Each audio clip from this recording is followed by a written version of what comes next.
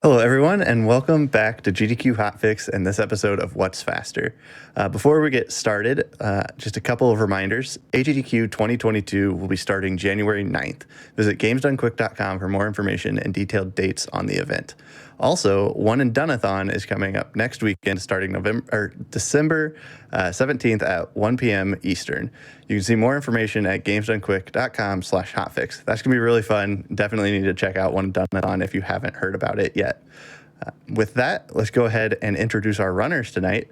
I have a couple of showrunners with me, frozenflygone and Conception SR, and they're going to show us a couple of their favorite games. So we'll have Celeste versus Bugsnax, followed by PokeClicker versus Pokemon Red. So Frozenflygone, if you want to introduce yourself, and you two can take it away.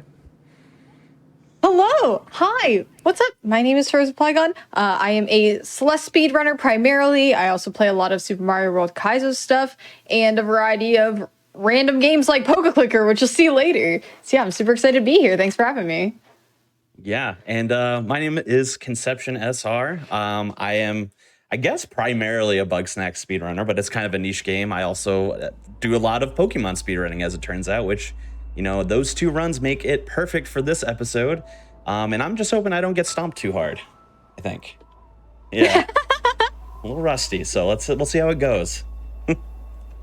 It'll be fine. It'll be a good time. Absolutely. Whenever you two are ready, we are ready on this end. So you just let us know. Sure, Yeah, I'm me good. too. Let's do this. All right, who's going to count us down? You! Oh, okay, fine. Jeez, making me do things. All right, so 3, 2, 1, go. Good luck. Let's do this. Oh, wow. Well, I start off with a 20-second cutscene, so. I start off with being unable to dash and doing a bazillion bunny hops because they save frames. Well, then I get as Prologue soon is as I can funny. move, I get into some nice parkour action. I do the only skip in the game that I'm allowed to do in this category, which is no major skips, which is to do this and skip the intro cutscene, which saves about 3 minutes probably. But it's the only skip I'm really allowed to do in this category. Nice. So. Celeste doesn't really have any real big skips, especially none that we'll be seeing in the Aura Berries category. So yeah, in Celeste Arb, we're gonna get all 175 red berries, and something else we need to do, there's 5 berries in core, so you'll see me collecting 4 hearts along the way to allow access to core A as well. In Bugsnax No Major Skips, we'll be collecting approximately 4 red berries. And that is just coincidental, but I do need to catch 3 of the 4 of them right now, basically, which I do have. I have 3. So I don't know if that puts me on pace, but here we go.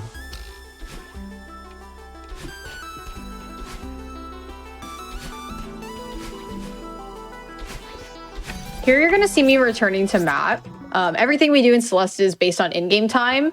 Yes, it's gonna lose me time, real time in this race, but it saves us time because we're allowed to just go right back to this checkpoint as we unlock it. So we only really do that in city, and if I happen to drop or miss any berries, we can re-enter at various checkpoints. But yeah, it's pretty useful in city arb.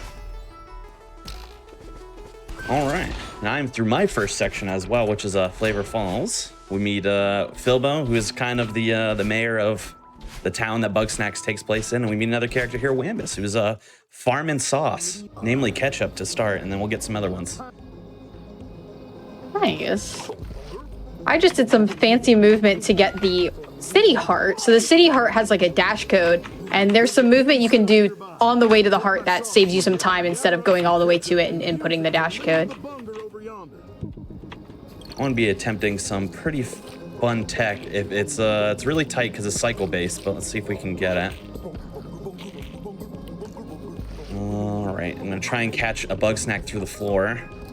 Oh, maybe, yep. Nope, never mind. I didn't get it. That's okay. So are the snacks for bugs, or are the bugs snacks? So Bugsnax are bugs and snacks. is the easiest way to think. Yeah, they're kind of bug, kind of snack. Catch them in your trap. Please, though? Well, I'm going to try and catch him in my trap. This guy really does not want to be in my trap, apparently. I was attempting to capture that Frider through the floor, but it's very cycle intensive if I miss it, because then I'll miss other catching cycles that waste a lot of time. So I only really get one shot at it before I start wasting like 10, 15, 20 seconds. Oh, come on. And then I wasted it anyway by missing that one, so. So you're catching them. So this is a Pokemon game. Yep, there's definitely a lot of similarities between the two. There's 100 Bugsnax as of right now. They're making more. There's going to be some DLC content released in, I believe, January, or at least sometime in early 2022. That's going to add some extra bugs and giant versions of existing Bugsnax. So it's going to be pretty fun. I'm very excited for that. So like Dynamax bugs. Yeah, what you're saying. I am saying Dynamax bugs, actually. Yeah. For example, that bunger there that I just caught, which is obviously a burger with curly fry legs. Burger? Bergie? Did I hear Bergie? Bunger? I think I heard Bergie. It's all of the above, and there's going to be a giant version that has a very like deep voice. It's kind of like Bunger. Very, very cute. Very cute. I love it. I'm realizing that not eating before the show was probably a mistake. No. It might have been. All right, I'm going to go the long way, I guess. Having a little bit of issue getting out of the city. That's okay. I'll since I'm just clicking through furiously on this tutorial. One thing I do like to mention whenever I do speedrun this game is that it is available on PC. The main difference is that you can bind text scrolling to your mouse wheel on PC, whereas I'm playing on PS5. Therefore, it's just straight mashing as fast as I can to get through text as fast as possible. So it's a lot of text when you do no major skips. We're doing a lot of mashing. I'm going up to snag the sight heart. The 4 hearts you'll see me getting. Oh my gosh. I didn't screen transition. We're gonna get sight, city, resort, and ridge. So the first 4. There's alternative routes you can do, like doing 6B. I'm not super comfy with 6B, so just gonna be getting those 4 hearts instead. And Philbo here has 3 strawberries and a carrot, which is kind of like hearts in a way. There you go. We're making the tie-in. Yeah. It's all about the content.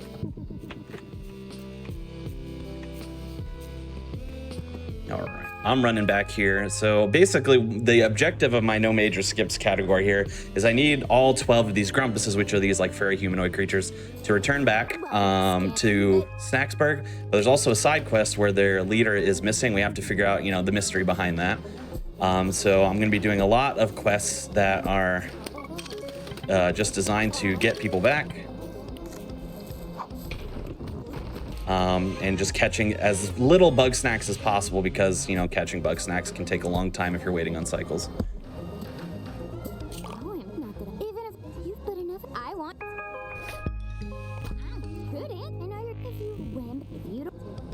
All right.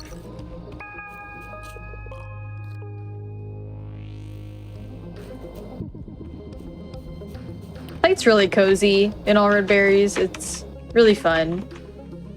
It really starts getting intense around Resort Ridge area, especially Ridge. And you have to be on the ground for a handful of frames before the berries actually collect. And if you die with a berry, you got to go back and get it. So that's why you'll see me oftentimes pausing whenever I pick up a berry, because I, especially in a no reset situation, really don't want to be dropping berries. Ooh, I need that one over there. Any percent brain.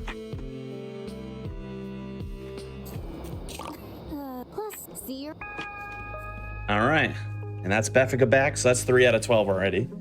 But Nice. there, you'll see. It seems like I'm on really good pace, but you'll see it has some points where we have some slow down parts. It's kind of like some hurry up and wait action. Nice, nice. Yeah. I do not have that in Celeste. Imagine. Yes. Yeah. I was gonna say, are there 2 different games, do two more different games than Celeste and PokeClicker in terms of I know, right? speed Like, tech. why did you run? I run Celeste and then I run idle games. It's so whack.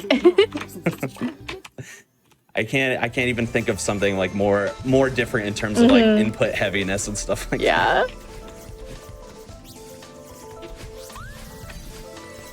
All right, got my second sauce of the game, which is chocolate. And then we get to meet two more, and I'm in a cutscene. Hope you like Wiggle singing here. I do. She's got a fantastic voice, actually. The voice actress for Wiggle just knocks it out of the park, just belting these tunes. Ugh. Max respect.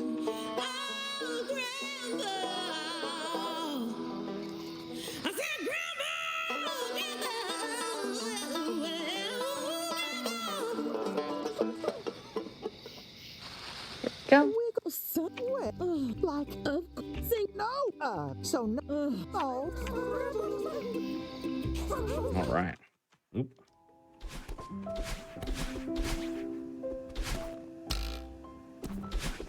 All right, so I'm getting ready to start a whole quest line with Gramble here. And Gramble has one particular quest that is really, really frustrating. Gramble is a Bugsnax pacifist, so kind of like a Bugsnax vegan, if you will. So there are a couple of tasks that we have to do that you can't involve capturing Bugsnax because that wouldn't be kind. So we have to like lead them back. So we're gonna see that in motion right away coming up here. Oops.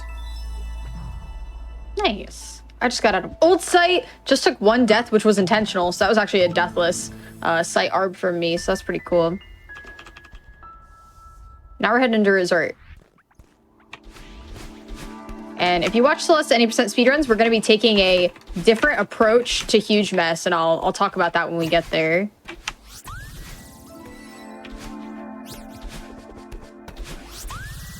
What the? Okay, there we go. We're fine. Yeah, there are certain idle games that you can speedrun. A lot of them are you do certain objectives. We'll talk about that when we get to PokeClicker. But yeah, I also run Candy Box 2, which is another amazing idle game. I'm an idle game connoisseur. I love them very much.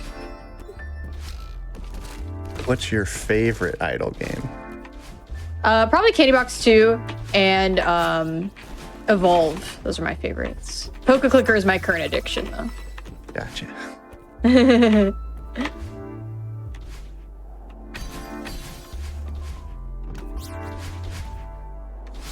Okay, so here's where things can get interesting for us here. So I gotta take these Kweebles, which are Kiwi-based Bugsnax, and I have to lead them through, but I'm also trying to get a couple other things accomplished at the same time. Oh, geez. Yeah, that just got ruined, unfortunately. We're gonna do this while I'm thinking about it, because this is a little bit more, intensive, but then it got ruined anyway. Boy. Really got the full gamut of the RNG-ness there. Woo.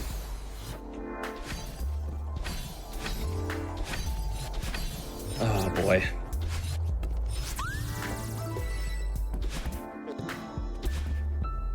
Okay, get up here.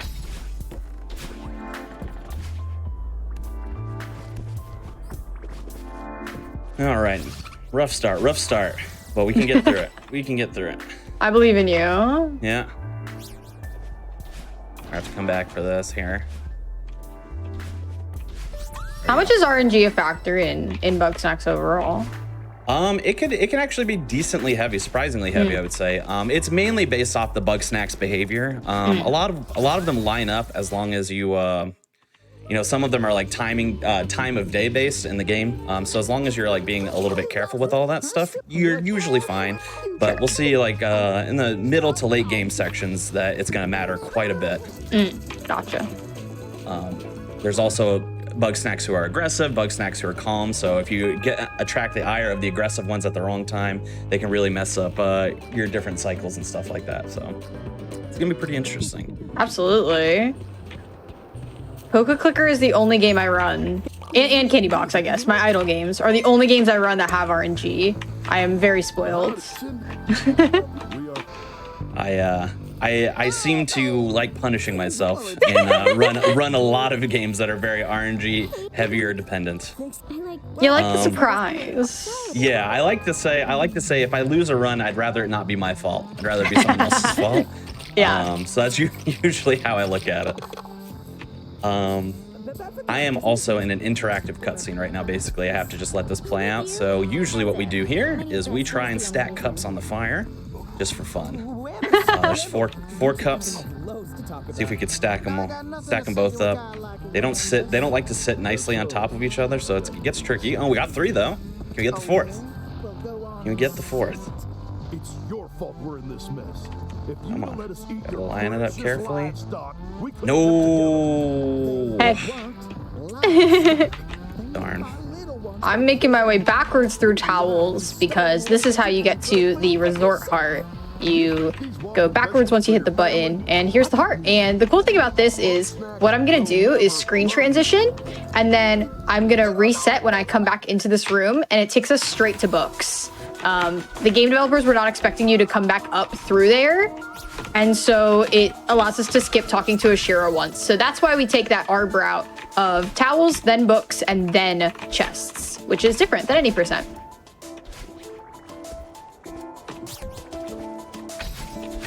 Yeah.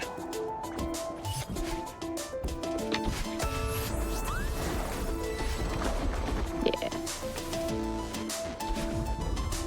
So Conception, Yes. what is your favorite snack, bug or otherwise? Ooh, bug or otherwise. All right, well, let's start here. Favorite bug snack is bunger. I think I said that already, but it's worth repeating because bungers are awesome.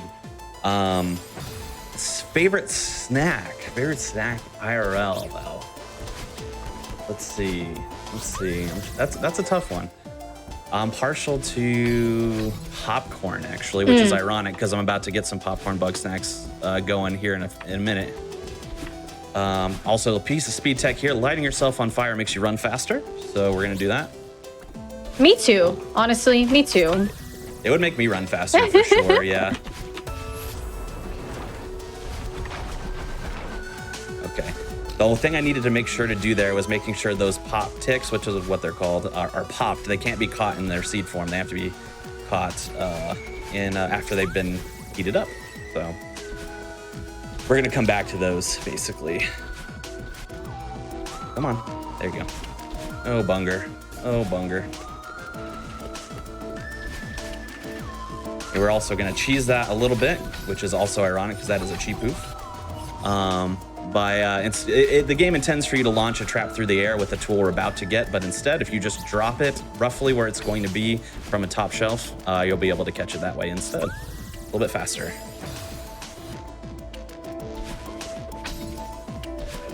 So there's 2 kind of routes you can take in Resort once you get to this point.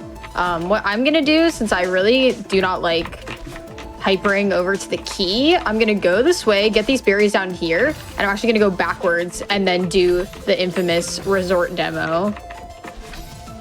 And it does end up being faster, and I just don't like doing the key hyper.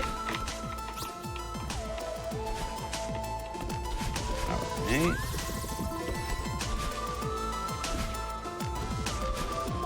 No. You're gonna come with me. Come on. Come on, angry potato.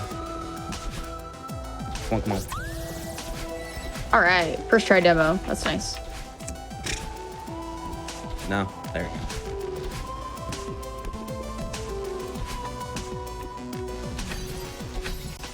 We need to catch one of those hot dogs.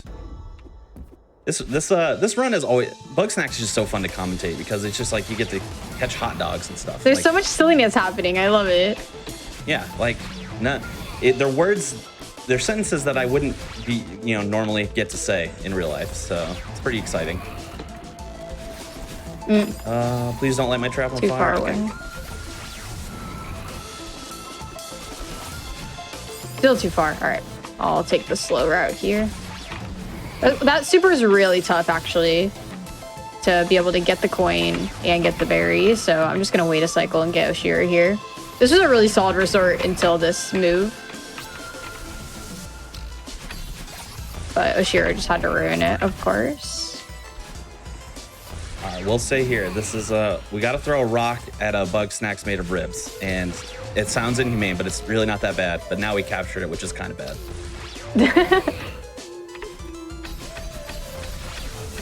Okay, and then right here, there is a repeat up top here. You're gonna just trust me on that, because there you go. You don't really get to see it. Do that.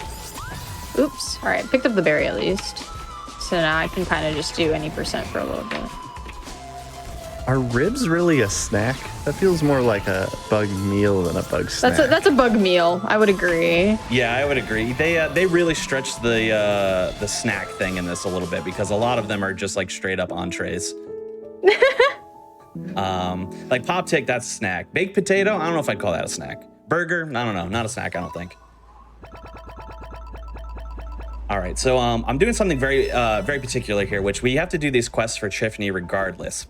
But I'm choosing to catch the pop ticks here instead, because she has to run back to these different spots in order for me to progress the story anyway. So while she's just doing that, I'm trying to be, oh, no, that's not what we want to do. I'm trying to be as proactive as I can by catching Bugsnax and stuff, you know, utilizing all the time I can get here. All right, and then we also get to do checkpoint warping here, which is basically as soon as we use a checkpoint, we can reload the checkpoint, and it always reloads us to the door that we entered the area from, which saves us quite a bit of movement time. I'm heading into Golden Ridge, which is part of the game that has a really high berry density, especially towards the middle of this level. It's definitely one that you got to practice a lot when you're playing ARB. It really has a lot more to it than the any percent version.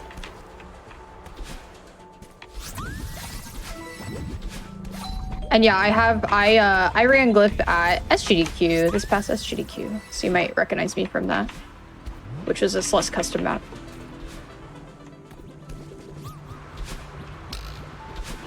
All right.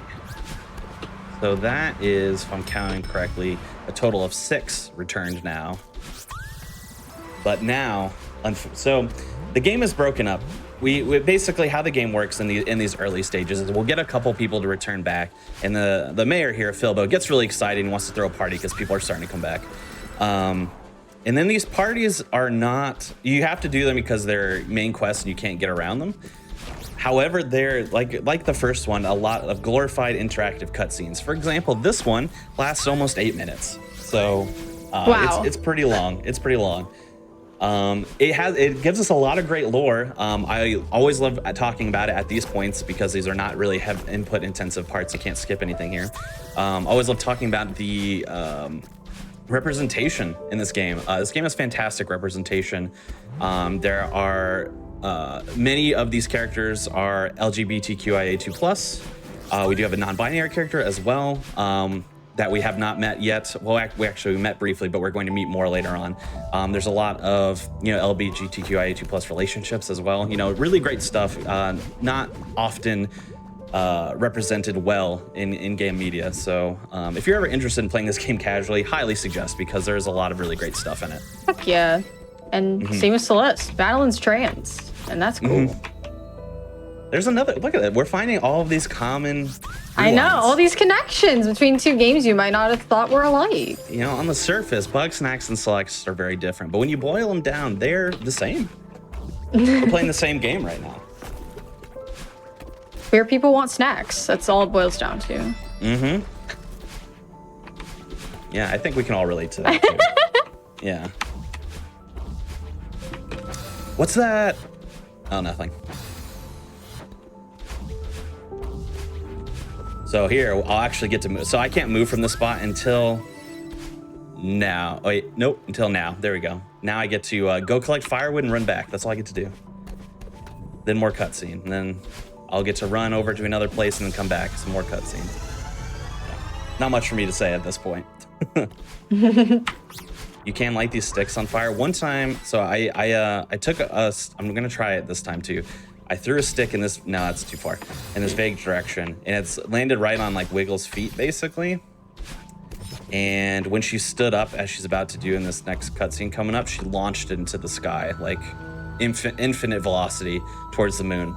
I always try to replicate it. That one could be. That one's like pretty close. It's like right under a foot. So we'll see.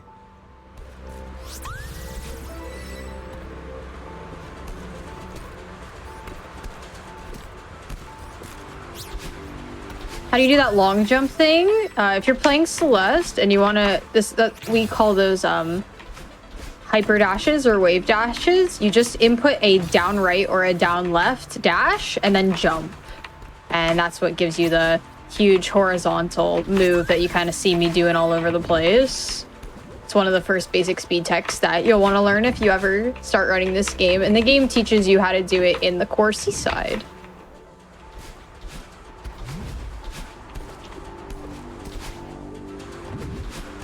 Yeah, it's amazing how much like both intended and unintended speed tech there is in Celeste. It's amazing. It's really beautiful. And the devs are like super encouraging of it. They love it. I think it's really exciting when we all find new things. Speaking of dev friendliness to speedruns, another very common through line here. Bugsnax got exploited very early in terms of speed tech. If you're unfamiliar, the any percent category can be on PC beaten in under 15 minutes. Because basically every loading zone that exists in the game can be done via out of bounds. Found early, within days of the game's launch. So,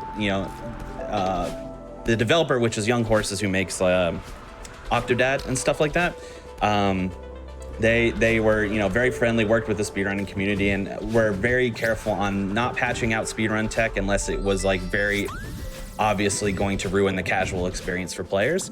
In which all the large tricks mainly are still there. So very it's been very fun to run, knowing that our speed tech isn't in danger of being removed. That's awesome. It's really nice when devs are kind of in touch with the speedrunning community and want to balance make a beautiful balance between casual and speedruns.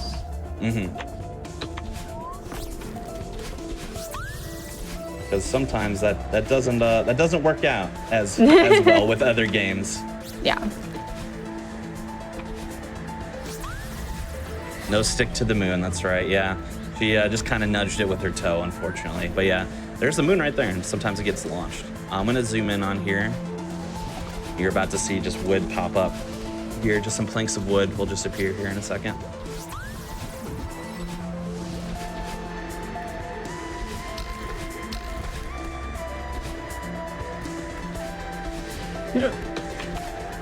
Still the same cutscene, by the way. It's very long.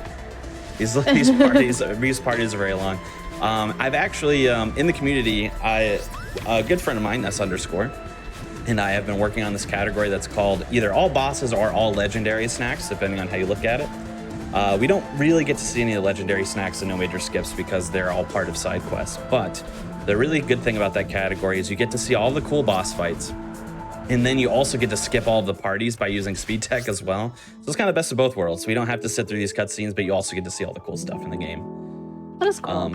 Yeah, I hope to learn that at some point. It will be on the if anyone else is looking for like a speedrun marathon to watch this weekend, Midwest Mini Fest is going to be featuring that run towards the end of their marathon. So I'll be on Ness is going to be running it, and I'll be on comms. So that's so cool. I think there's another marathon that I'll be into that's the same exact thing.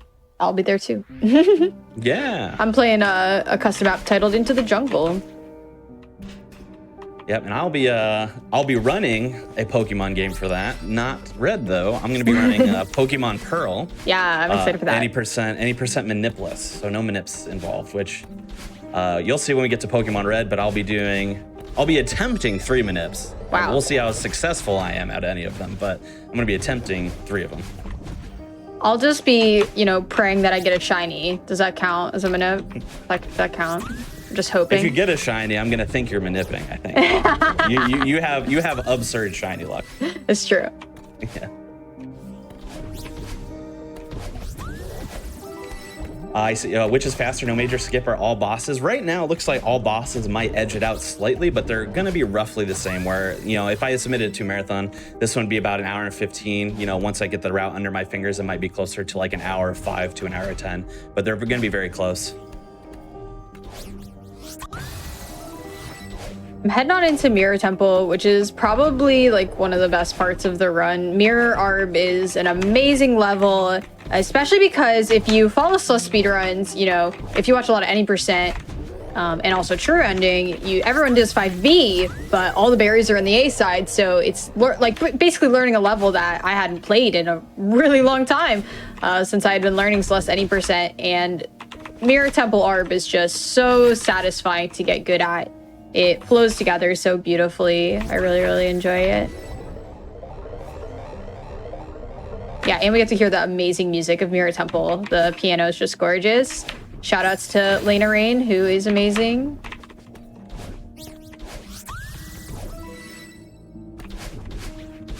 Oh, good. All right.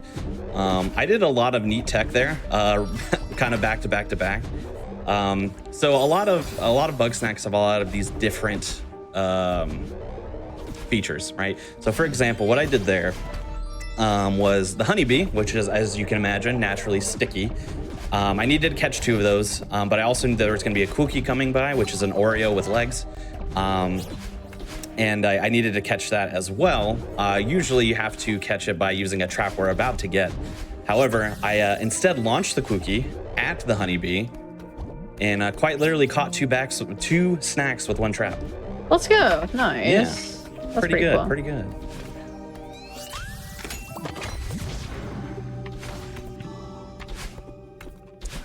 And then coincidentally, so we also needed to get a snail, which is a cinnamon roll snail. And coincidentally, the honeybee likes to get involved with the snail as well, and will fly directly into it, just coincidentally. And if I'm very quick, I'm usually able to get them in a 2 snacks, 1 trap situation as well, and I was. So usually that's a little bit tight, but we were able to show it off. Nice. What I did there to get under the block was to do a diagonal demo dash. So the thing we saw back in Resort, where I just kind of dashed through what looked to be a wall of dust bunnies. A demo dash is another name for a crouch dash. And now that 1.4 has come out, which is the newest Celeste patch, you can actually just find any button to demo dash. And that allows you to do diagonal dashes, which makes a lot of tricks a lot more lenient because Madeline's hitbox is crouched. And it's really wonderful. So really happy that that patch has finally come out to all of us.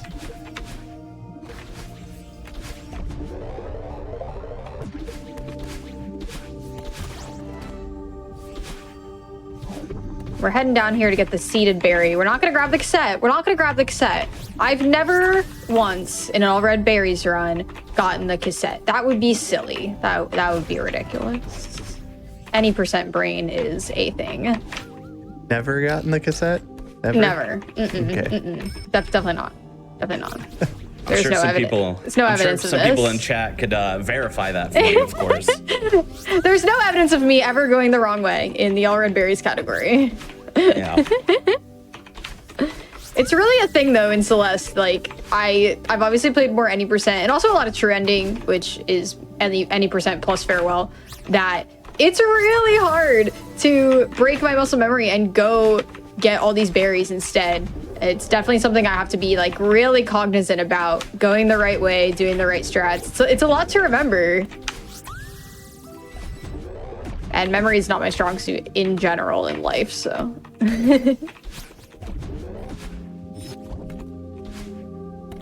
Please, there we go. All right, did some unique tech there as well. So we needed to get 2 Charmals, and we also need these this 2-piece popsicle to split into 1 and 1. We need them like individually. So what we do there, we throw a trap there to hit the Charmallow into the lake so it extinguishes itself, because the main thing is that you cannot catch a Charmallow when it's on fire. Then the second time, for the second Charmallow, we make it run into the Bopsicle by hitting the Bopsicle with chocolate. And of course, the Charmallow loves chocolate. So basically a flying s'more. So it extinguishes itself because the Bopsicle is cold and that is hot. But it also starts the Bopsicle's countdown timer to start melting and breaking into pieces. So we just accomplished a lot there all at once.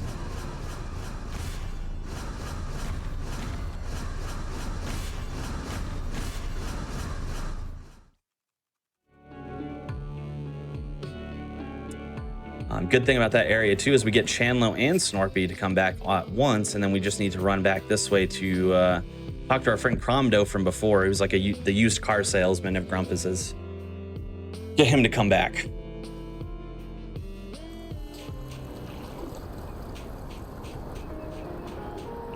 I'm heading into Unraveling Search area, the next segment of 5A where we start to see the Seekers. So a lot of people think that maybe, the Seeker movement can be pretty variable.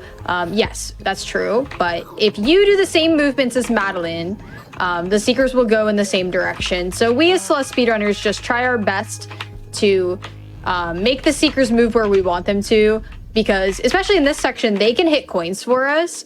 So we want them to do that as much as possible, and we also don't want them to hit us. So Seeker manipulation is a huge thing in both Temple A and Temple B. So you see me like grabbing the wall, and that goads the Seeker into hitting the coin for me. So that's an example of movement I'm doing to try and make this faster.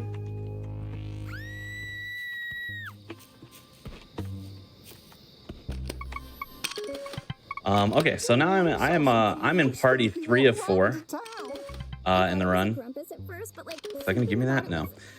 Basically, what we have to do for this party is there's mysterious things afoot in the town here. We have to find 6 clues across the island to figure out what's going on. Basically, it looks like we've been invaded by something. Something has tried to break in and cause a ruckus. For example, you can see the sign that says "No more Bugsnax."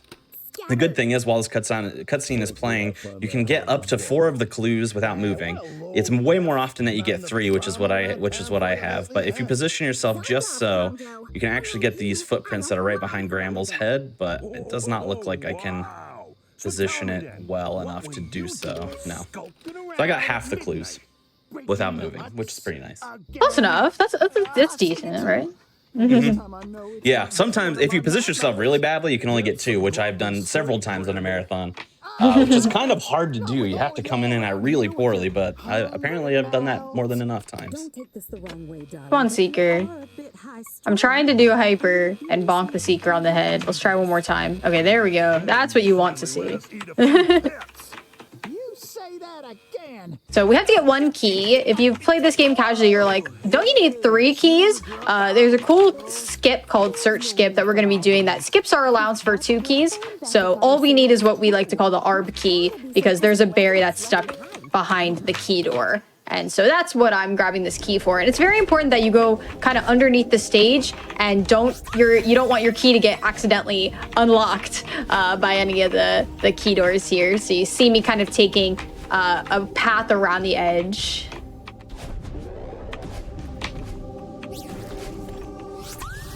So here's Search Skip. I just do a reverse super, get my dash back, and it allows me to skip that whole area. So we just need this 1 key for ARB, which allows us to get this berry. Oh, meant to get my dash back there. That's okay.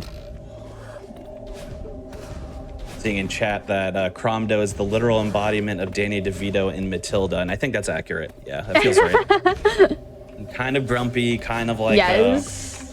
Which I believe, it's been a while since I've seen Matilda, but I believe he's a used car salesman in the movie, if I'm not mistaken. Yeah, I think so. Yeah, so yeah, that fits. But yeah, third party, we have 9 of 12 returned tonight. No. So we're getting there. Be nice to me, Seeker. Thank you. All right, we're getting into rescue. So now we've got Theo. Theo is an experience, especially in 5A. It's still a section I'm definitely working on. There's a lot of really advanced Theo tech you can do, but basically a lot of times I'm trying to just like throw Theo and then I hyper into him to carry my momentum faster than just like walking with him. It's pretty much the crux of my strategy.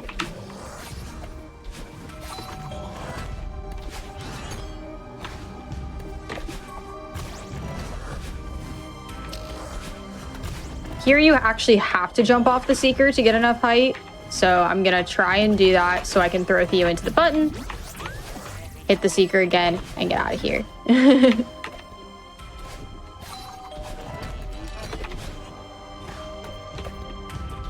Uh-oh, that's not what I wanted to do. I want to throw Theo onto this, dash down, and then hyper into him, so I like zoom me out of the room like that. It's really fun. Oh, okay, I'm gonna reset this room. There we go.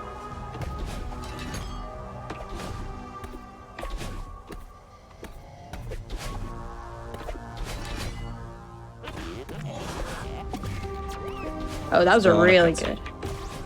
Still in a cutscene for me. I'm kind of in a cutscene. I'm in like this big eye room. I gotta just like hyper across. That's close. It's just so funny because you're like, I got this jump and I gotta manipulate this and that, and I'm just like in a cutscene with a bunch of literal colorful characters. Yeah, we have this fancy thing called a skip cutscene button. I don't know if you've heard of it. Pretty decent mirror from me, mid 11. That's pretty nice. My PB is like an 1110, so very happy with that. So now we head into Reflection. This is like the oddest scroller of this run. There are no berries in Reflection, so I'm just gonna play Reflection like I do in any other category. Not that it's not interesting. I think that Reflection is really fun to learn. The battle and fight optimizing this is super cool. But yeah, there's not any berries here. This is a place where you'll see route divergence with top ARB runners. They'll go to 6B, and 6B is very spicy. I've not quite learned 6B yet. I'm pretty comfortable with 6A, so.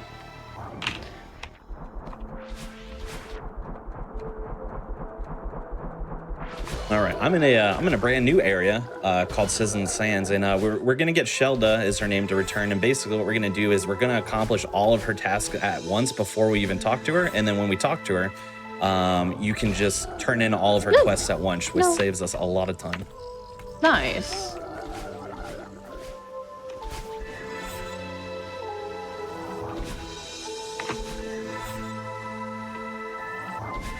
We got our new mechanic of, we've got Kevin blocks, which make the sound from the sound designer Kevin. And we also have feathers. I play on keyboard, which is kind of why you'll see my feathers be a little bit like jerky, because you can play this game on keyboard or controller. And the benefit of controller is that you can use the analog stick for feathers, which I cannot do. So keyboard feathering is something I've had to, work pretty hard at, but now it's not something that bothers me in the slightest. Just gets, you just got to practice it. There are advantages and disadvantages to both keyboard and controller. This is unfortunate. Okay. So I'm actually going to do something different than I intended. So I usually attempt to get one of the, actually, am I going to get this one's attention now? Yeah, it looks like it.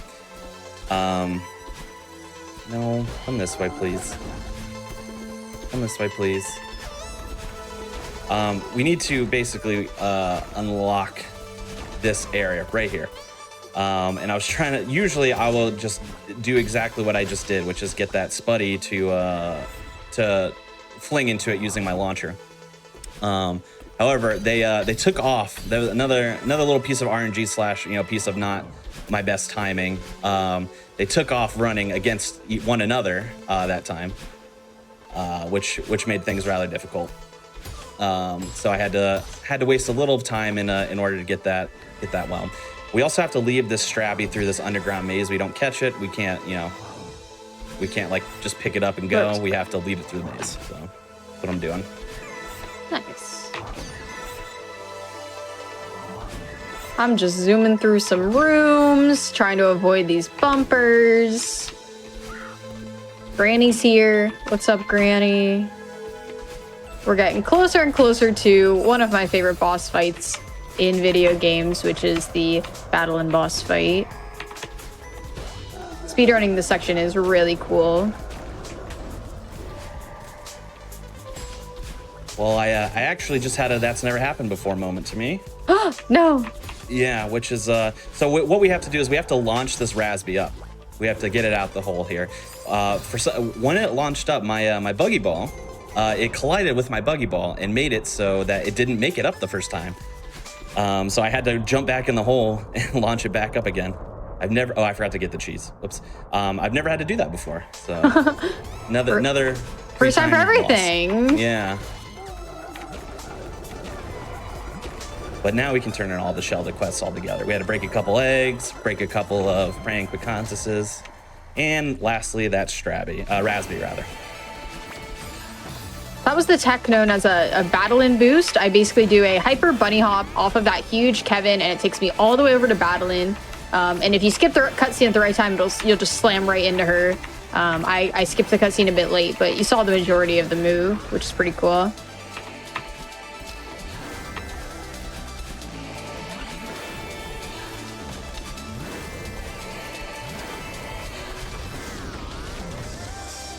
Yeah, basically our whole thing during Reflection is just get to battle-in as fast as possible and don't get hit by lasers and stuff. And there's a lot of optimization that you don't necessarily realize up front in just how you enter and exit rooms in this chapter. Like really, really high level times of this, it's all about optimizing every little dash, every jump. It's really, really high level Celeste speedruns are super impressive to watch. I really love them.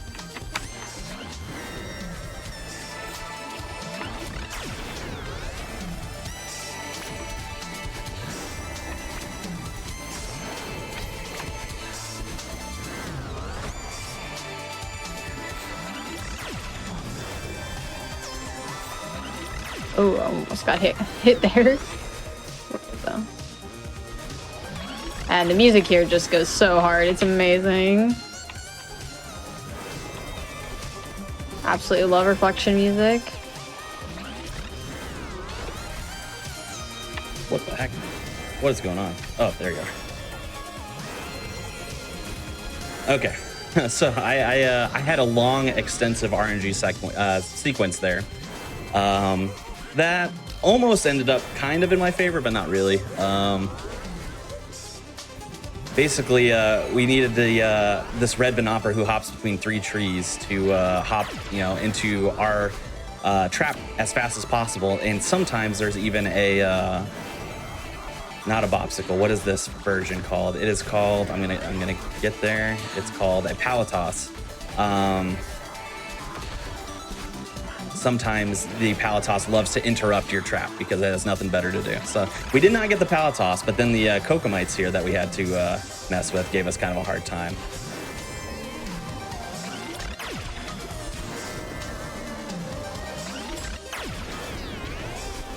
All right. Ultimately not the best, but could have been way worse. Way, way worse. I have to get this clue to progress the story later on here, but then after we get this clue, wait for the cutscene, checkpoint rather, and then we can bounce back through the same hidden shortcut we took to get here.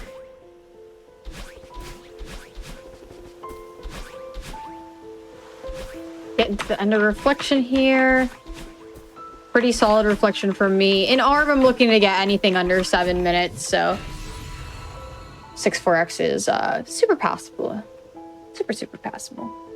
I forgot how much battle and fight there was. Like, yeah, it's a lot. Kept going. There's like the part 1, and then she's like, I'm out and climbing. Then there's part 2, and it's really fun. Yeah, that was a solid Reflection for me. 4 deaths. All right, Summit ARB is like an experience of its own. It's like 15 to 20 minutes straight, which is like really long in Celeste. The thing I like about Celeste is that we run by in-game time, and so you can take breaks in between chapters in most situations. Obviously, I'm doing RTA against Conception, so I'm not gonna like stop and chill, but Summit ARB is playing for like 15 to 17 minutes straight, and that's really tough.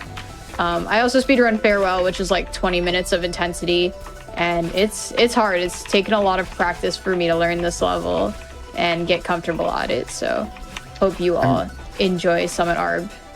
I'm sure Conception won't mind if you like stop and chill for a little bit. I definitely would not mind that at all. So yeah, I mean, like if you need water, like, just do whatever it is that you need. I just don't want you to get, I don't want you to get hurt or anything like that. Right, of course, yeah. Of course. It's for you. It's definitely not for me. Yeah. Yeah, I love running games on IGT. It's so comfy. Yeah, I've gotten my first taste of those lately with some runs I've started to pick up, but most of my runs, unfortunately, do RTA. Especially this one. I'm running on the console version of this game, which does not have a load remover, but the PC version does. So, gotcha. I got to run everything in RTA here. No loadless time. If you're wondering what I'm doing, by the way, because it might look a little like different. So our main character that we're playing at here is a journalist. They actually have come to the island primarily to like investigate the goings on of Bugsnax and the people who live on the island. And so one thing that you do to like accomplish side quests and things of that nature and get clues and stuff is you interview the residents. We have to do a few interviews in the run to get the necessary clues we need to finish the game.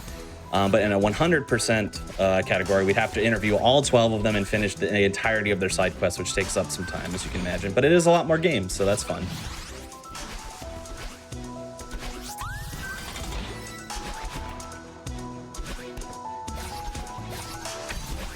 Summit Arb is definitely one of those situations where it is easy to forget a berry. There's a bunch of them. I think there's like 45 berries or something in Summit. It's ridiculous. It's a lot.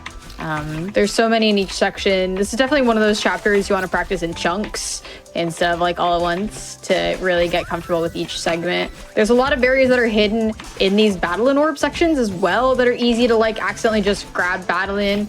Then you're kind of stuck. I didn't do that correctly. That's okay. So yeah, it's an intense part of the category, but it's also what makes it really exciting.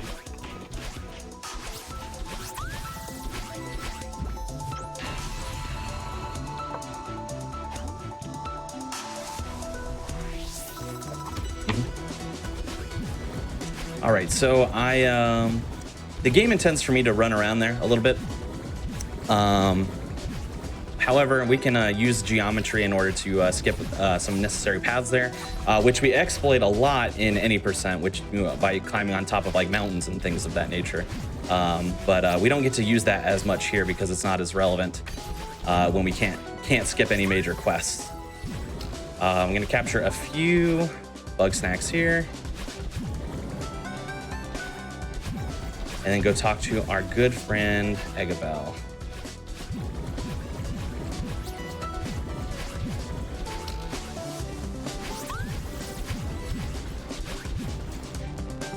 $47 berries in Summit. I was close. I can't count. I'm not a math teacher or anything in real life. That would be ridiculous. You're a gamer in real life. Look at you go. Fair.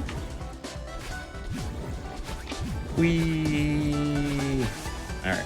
So we catch a few Bugsnax that we're going to need here. You can see alongside me here, there's 6 like totems or things of that nature that we're going to have to put Bugsnax in.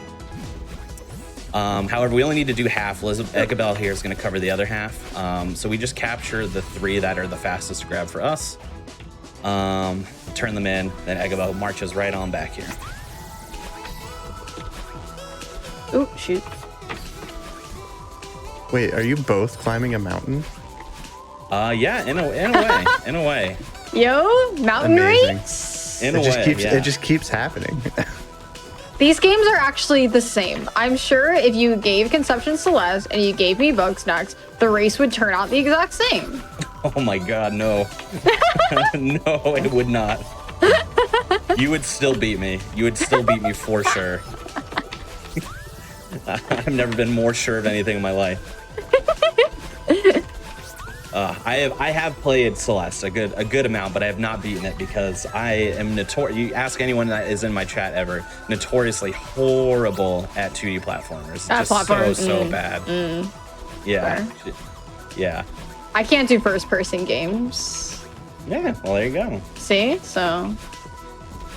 Any tips for Farewell? Yeah, Farewell's my main Celeste kind of thing. My tip is to take your time with it. If your hands start to hurt or you start to get frustrated, highly recommend just taking a break, save and quit, and come back later. Be patient with yourself. But you can do this. It's extremely worth it. And if you also want to, if there are some screens that are really getting you stuck, assist mode is amazing. You can turn it on per room. Don't feel bad about using it if it's going to help you, witness this beautiful game. And you can always try again later without assist mode, and that's really cool.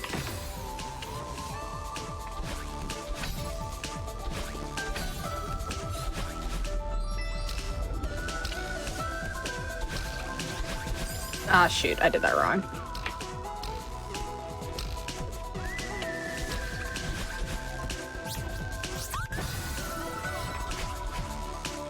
Yeah, someone said we should switch games and see who finishes first. I feel like we would have to get a very extended What's Faster segment block, like 6 hours or something. Yeah. That should get me up like right to the Because last. I've never played Bugsnax, so I would have to like learn the controls. I'd probably be like, oh my gosh, these are so cute, and get really distracted. Like, yeah. There's quite a number of Bugsnax like that. Yeah. They're just so adorable. Oh my goodness. All right, we're good, we're good.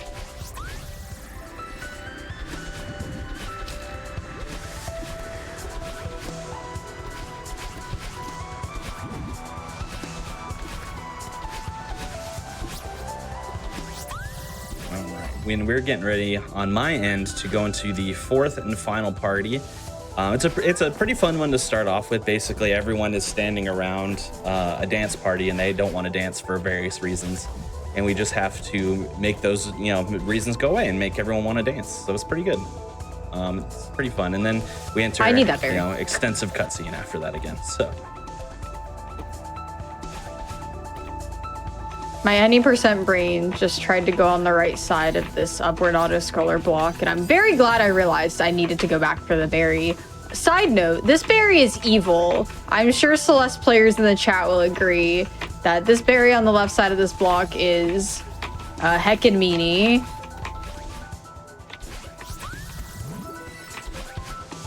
Not a friend.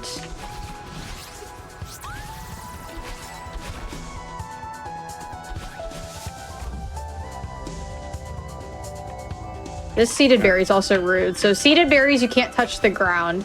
So what I'm trying to do, there's a kind of thing you can do. If you dash off of a section, I messed that up.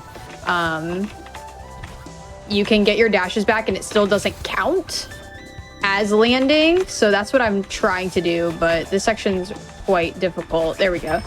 So I have to get all seeded berries without touching the ground. And that berry's really tough for me.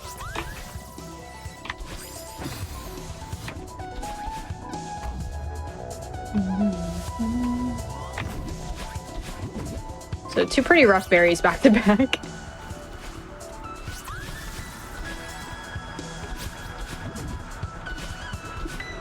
All right, almost about halfway done here, getting people to want to dance.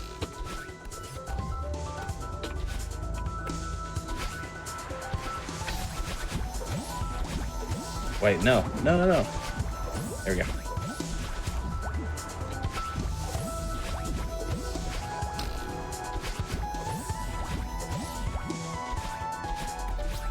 All right.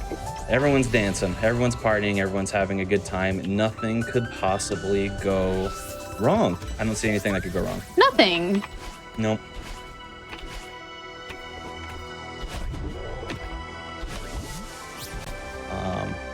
Yeah, basically, you might have noticed it as well last time I talked to Phil, but before the party started, the game actually has like a point of no return, which is really nice for casual players because it makes it very clearly labels like, hey, if you go past this point, you won't be able to catch any Bugsnax, you won't be able to finish any side quests and things like that. So are you sure you want to go by, which is great. So we crossed that point of no return, and this is obviously where the climax of the story takes place here. So I do love that. I like getting that heads up because then you can make an informed decision on what to do. Yeah. Especially in a game that's like collectible focused like this one, it's really, really good. Absolutely.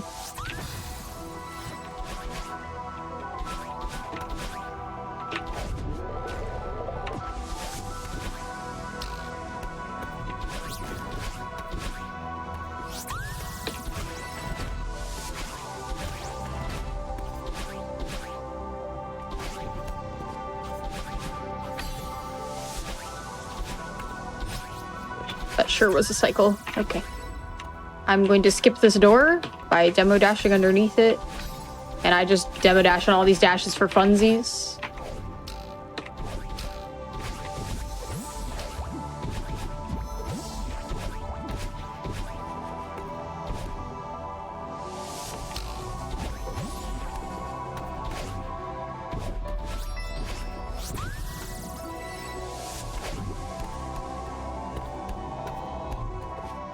All right, so I gotta see where I'm at in comparison.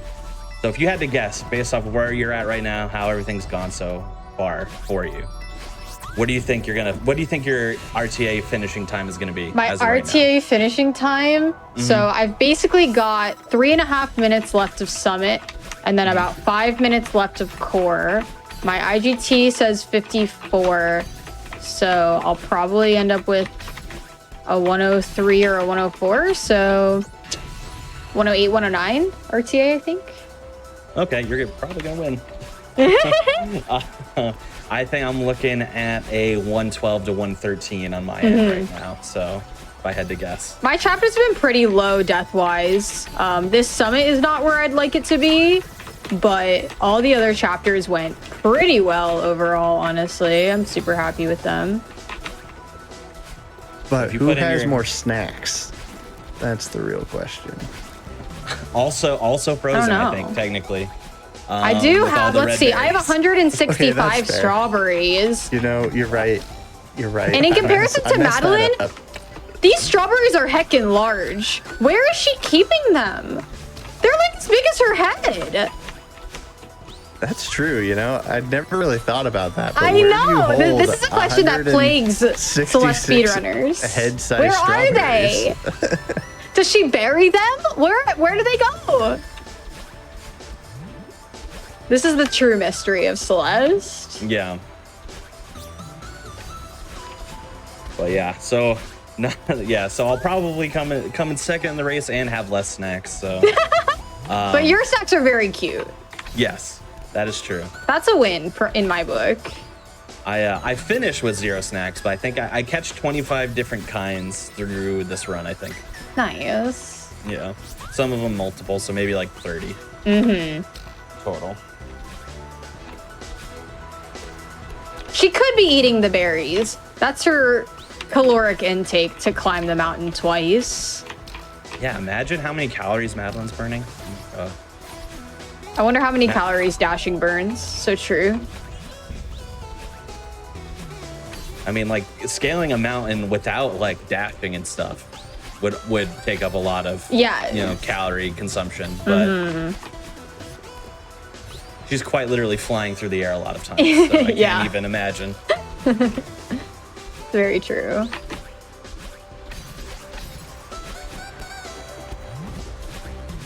So interesting point here. We're heading back into that mountain area. One thing I like to point out, in case people are interested in learning how to speedrun this game, is currently as it stands, the PC is actually on a further patch. The PC version of the game is actually on a further patch than the console version.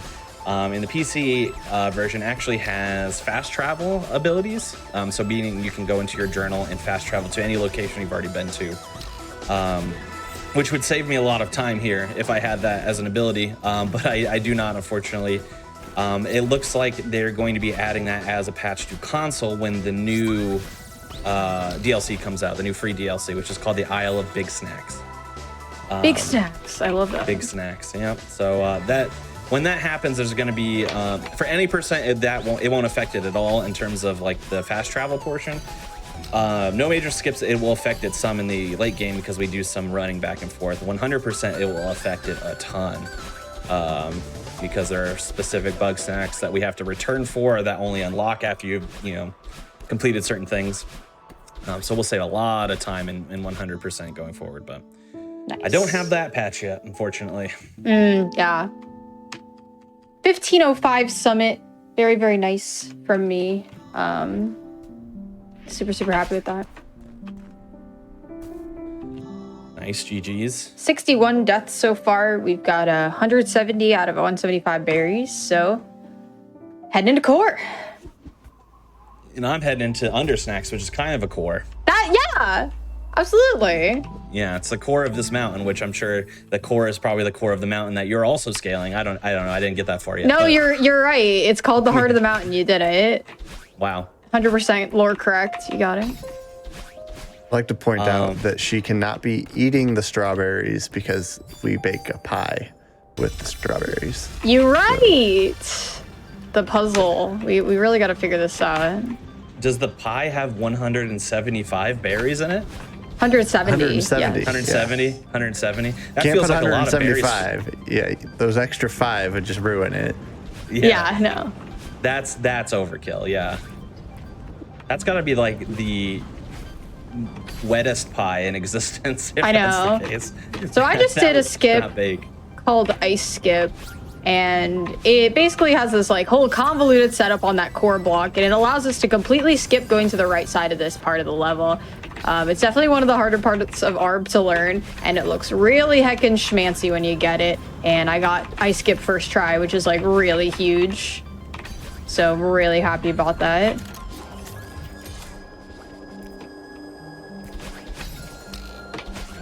I'll also point out as well, right before I entered the Undersnacks, there was a giant door, which, you know, that's kind of the crux. We have to get through the door to find the secret of what happened to Lizbert, who's the main character who went missing.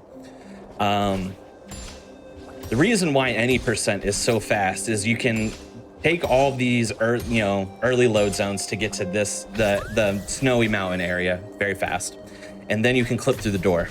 So you can get to where I'm at on console in like 7 minutes probably, and then any run from this point forward is exactly the same because we don't have any skips for the end game function, which we call the gauntlet.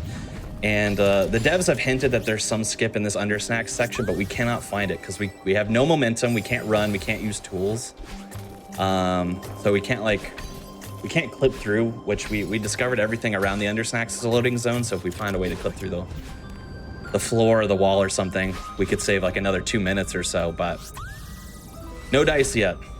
That's hilarious that the devs are like, hee hee, find a skip. Yeah, they know of a skip that we don't, and we still don't know. That's amazing that they have not said it yet. I would not have the self-control. I always make the plea, if you're somebody who gets enjoyment out of like finding glitches or techniques in games, please look at Bugsnax, because that'd be a game-changing skip for sure.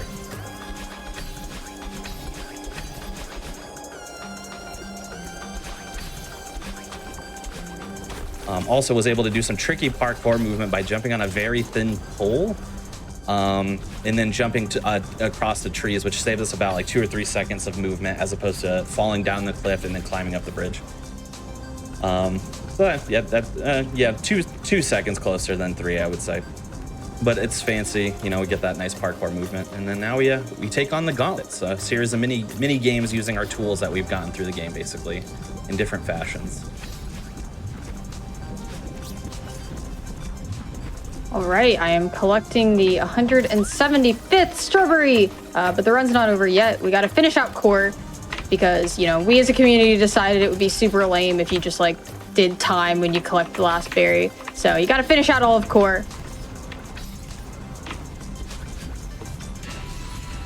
This is looking to be a really nice run though.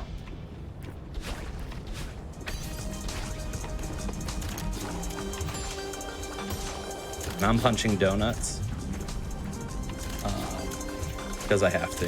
No. Not because I want to, because I'd rather eat them. I love donuts. Delicious. That's one of my favorite foods. Yeah, donuts are wonderful. And you know, they're exactly what you would think they are, you know, the nice pink frosting with the sprinkles. Ugh, so aesthetic. I love it. Such an aesthetic. But I have to punch them. I have to do what I have to do. So sad. Fun piece of speed tech there that I do. So what you're meant to do is you're actually meant to fight those Picantuses head on. When you use that, like, you know, extending punching glove thing, they break into 3 smaller stacks, and then you fight those 3 smaller stacks as well. But by getting behind them and punching them forward towards Shelda and Floofty, the Shelda and Floofty will eat at the potential to eat the entire Picantus, but most of the way what happens is the Picantus will break on them, and then they will eat the smaller sections a lot faster than you can punch them. So pretty fun piece of tech there.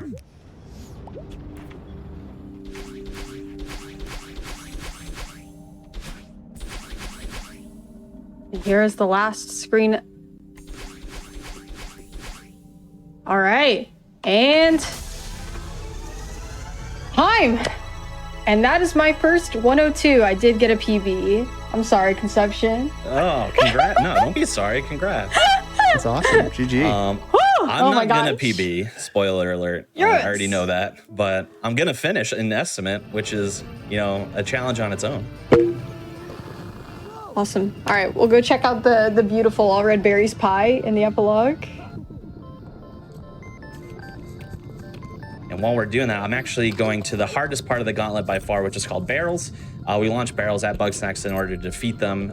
There are waves of 3 Bugsnax at a time, which we defeat with one single barrel as opposed to 3 separate ones, if we can time it and place it correctly. It's very precise in both time and placement. So it requires a bit of focus for me, so I'm going to focus on that a little bit while we get over to that red berry pie. Yes. So yeah, 64 deaths. That's the lowest I've gotten by like 20. So as you can see, I saved a lot of time just playing pretty clean throughout the run. Still a lot of time to bring down. My ultimate goal in this category is sub-hour, but literally yesterday, got a 103, brought it down to 102, getting better and better at this run. So thank you for the GGs, everyone. I really appreciate that. Super happy with that run. It was awesome. All right, well, this wave still has 3. No, I knew I'd shot that one too late. Too precise. There we go. Almost perfect though. Like that was a really good rebound for messing up that one little wave. Oh no, never mind. We got to rebound twice. There we go. There we go. So a little, not my cleanest. So ideally what we do is all of those 3 Bugsnax waves we defeat with 1 barrel, and the last wave has 5, so we try to defeat it in 2 barrels by, again, very precise placement and launching of those barrels. Messed up the last 2 waves a little bit, but ultimately probably only lost, if I had to guess, like 10 seconds total. Nothing too bad.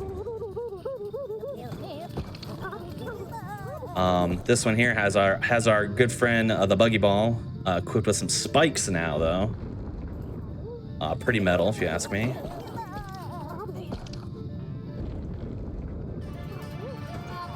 And we just got to roll over these Bugsnax. I'm not going to go into. You might be wondering, like, okay, we spent our whole time like catching them, and you know they're like cute little friends, and now we're kind of like running them over and destroying them a little bit. I'm not going to go into it too much. I don't want to spoil the game for anyone who hasn't played it yet, but please do. But just know that there is a reason that we have to defeat the Bugsnax as opposed to catching them now.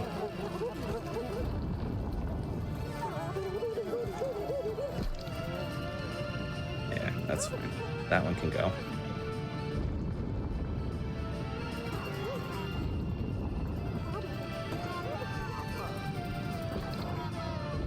Okay. 2 more. Well, that last wave is right here. And run. All right. And we have one last little mini game in the gauntlet. So we're pretty close. We're pretty close on time. Maybe 2 minutes left in the run-ish. If I had to guess, maybe 2.5 minutes, we'll say. Was one of those snacks? Oh, sorry. Go ahead. No, please. Was one of those snacks a crab apple by chance? Yes. Okay. Yes, called the crapple, actually. Right, because crab apple makes too much sense. Yeah, crab apple. Yeah, though they love combining their names. One thing I didn't really touch upon as well is that there are a number of Bugsnax that also have variants in different areas. So, for example, that was the crapple. There's also a green crapple that you can get in another area. We didn't need it for this run at all, but it does exist. And I just think that's fun to know.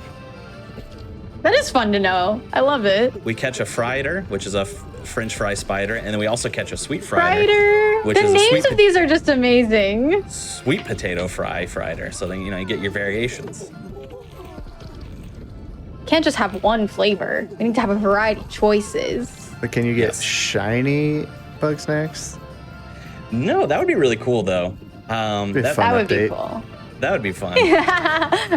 The Isle of Shine snacks. I would love that. Yeah, it'd be great. Yeah, but we're gonna get giant Dynamax style Bugsnax in the next update, so that's pretty good. Oh, we got this unfortunate bug thing that happens sometimes. So like the game, this section ends with you getting on the boat, so you're meant to be walking up the ramp and getting on the boat normally. For some reason, depending on the angle at which you go towards the ramp right before you lose control of your character, sometimes it'll just go off the ramp and get stuck in the corner. And then the game will eventually just put you back on because it's like, all right, you're supposed to be on. But I think I've never tested it, but I think it loses like a second or two if that happens. But yeah, not my cleanest gauntlet. Looks like we're gonna be in the 113 range if I had to guess here. Time is coming up pretty soon, by the way. We're inside of 40 seconds away, I would say. We just have to run down the beach. Fun fact as well, this game does have a bad ending. It's actually faster to do the good ending, which is what we do. But there is a bad ending where a lot of these... bad ending? Yeah. That's spicy. Yeah, it's definitely spicy. And it's also heartbreaking. Like, No! Yeah. Because you end up, spending a lot of time with these characters, and then the bad ending is one or as many as all but one don't survive towards the end. So, you walk on this beach and it's just empty at the end, and it's just so sad. Yeah. Time's coming up here. And time. GG. GG. Awesome. Yeah, thank you. Appreciate it. Yeah, it's I had my splits going with the timing rules for the actual run, which is a 1:13:27 using the timing rules. Probably a little different on the screen, but in estimate, which is all I ultimately cared about. So, Heck yeah. yeah. You did it. Awesome. It sounded like a fun time too. I loved hearing all about it. Yes, such a cute game. If you like Bugsnax, if I may plug a little bit here. GDQ's One and Done-a-thon, which is coming up in a couple weekends. I'll be running Bugsnax any % for that. So if you want to see out of bounds galore and clipping through doors and all that fun tech, come and check that out on, I believe my run is on the 18th. So Awesome. Should definitely check that out. Absolutely. So now we're going to go to a quick break while we switch games over to PokeClicker and Pokemon Red. So get up and stretch, go get yourself some water, use the restroom, and we will be back in a little bit.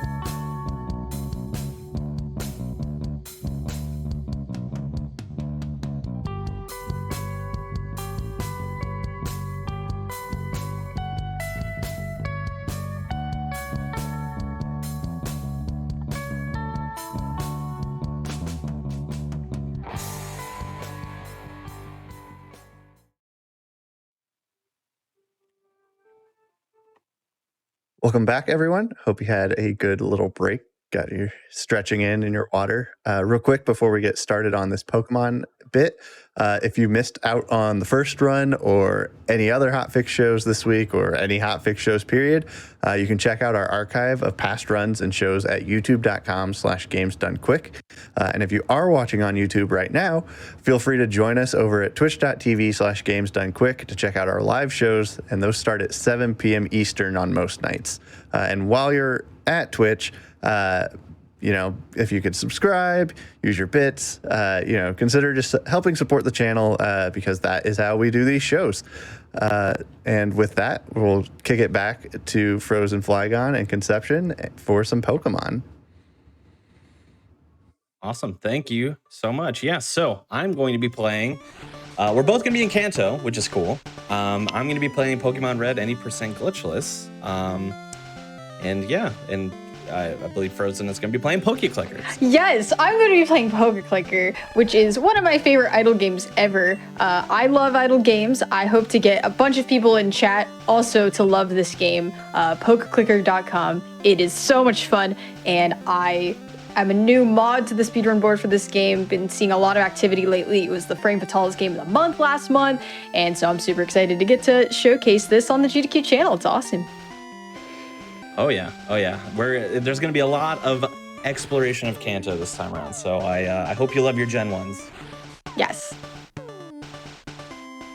All right. Well, if we're ready, I guess I can count us down again. As ready as I'll ever be. All right. 3, 2, 1, go. All right. So you see I'm starting with Squirtle because Squirtle actually ends up being the best for us to fight the Elite Four. And so that was the only time I was allowed to click attack. The rest of this, I've turned on a challenge mode that literally does not allow me to click. The category is clickless, codeless. So yeah, we're going to be utilizing a lot of other techniques, mainly catching a heck ton of Pokemon to help us beat the Elite Four in this region. Also big same. We also start with Squirtle in this run. Let's go! Yeah, not necessarily for Elite Four business, but definitely faster to start with and get us through the first gym. But you'll see relatively soon we're gonna have another tank Pokemon that we'll be using for a vast majority of the run. Squirtle's so good. I'm glad you're both starting with Squirtle. Me too. Shout out to Squirtle. Got my Squirtle pop figure up here. Perfect. I have a Squirtle bow. Let me show everyone my little Squirtle bow. I can put it on, actually. Let me do that. Yeah, again, take your time. If you have to dig through it, not a big deal. Yeah, no, I mean, I literally can't click. This is an idle game. This is why I wanted to play Celeste first, because I just get to sit back and relax. And I feel like your game is much more intensive this time. So Yeah, it's the exact opposite for me. So Bugsnax is like my comfort game. It's not, I don't get to sit back and relax during it, but I definitely feel comforted there. Where this is probably my scariest speed game, if I had to guess. Right.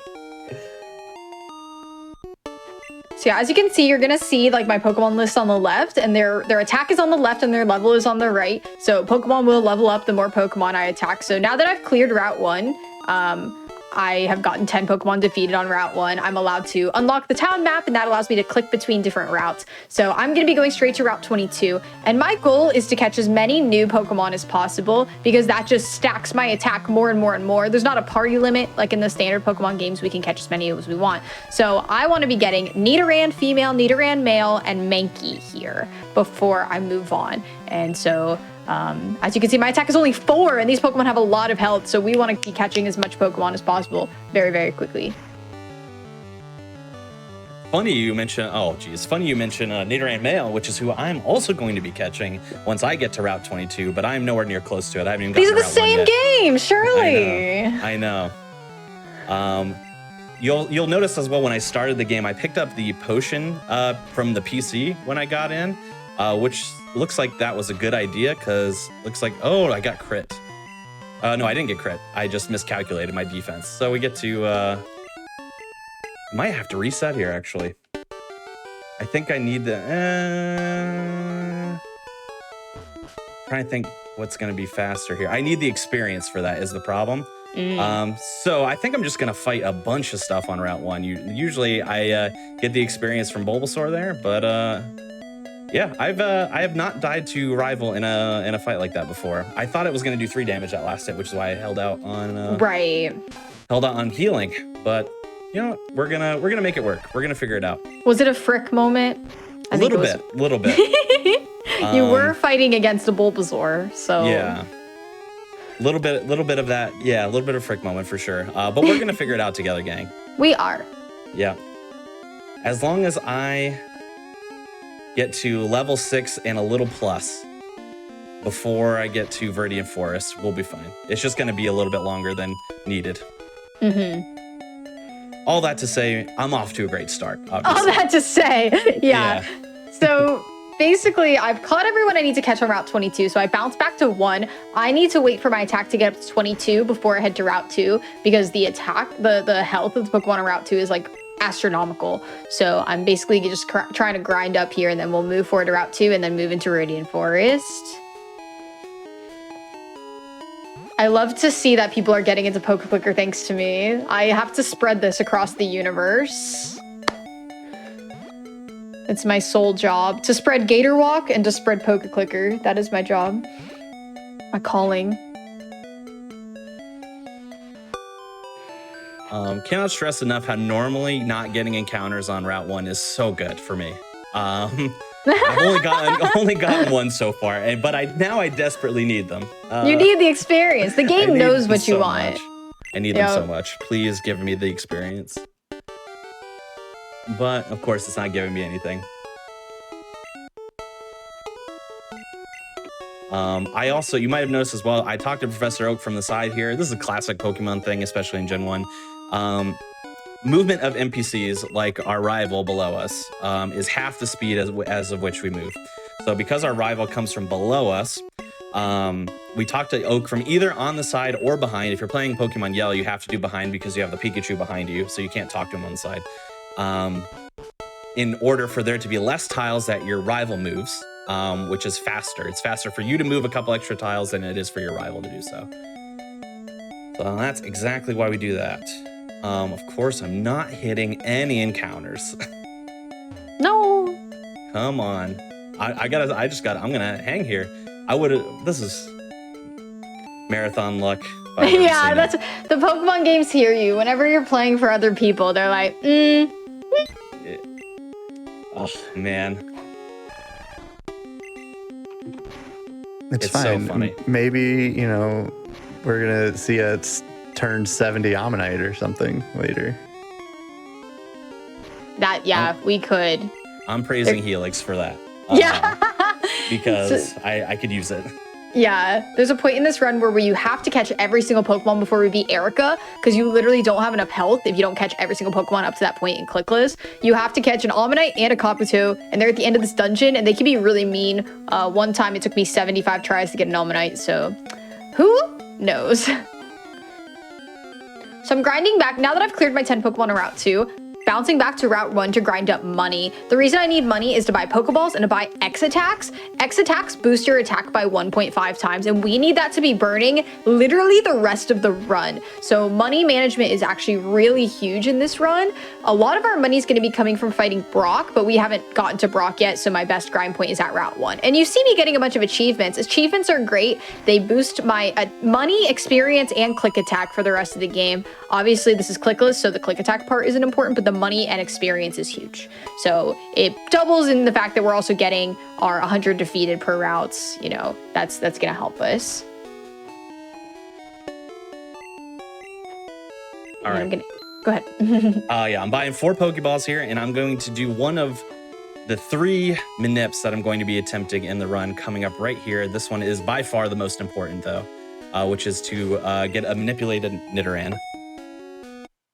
So I'm going to focus on it for a second, then I'll kind of explain a little bit as to what I'm doing.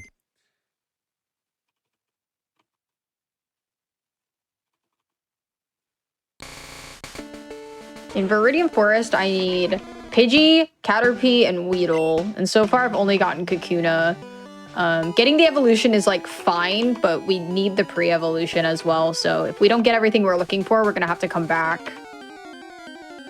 All right, looks like first try.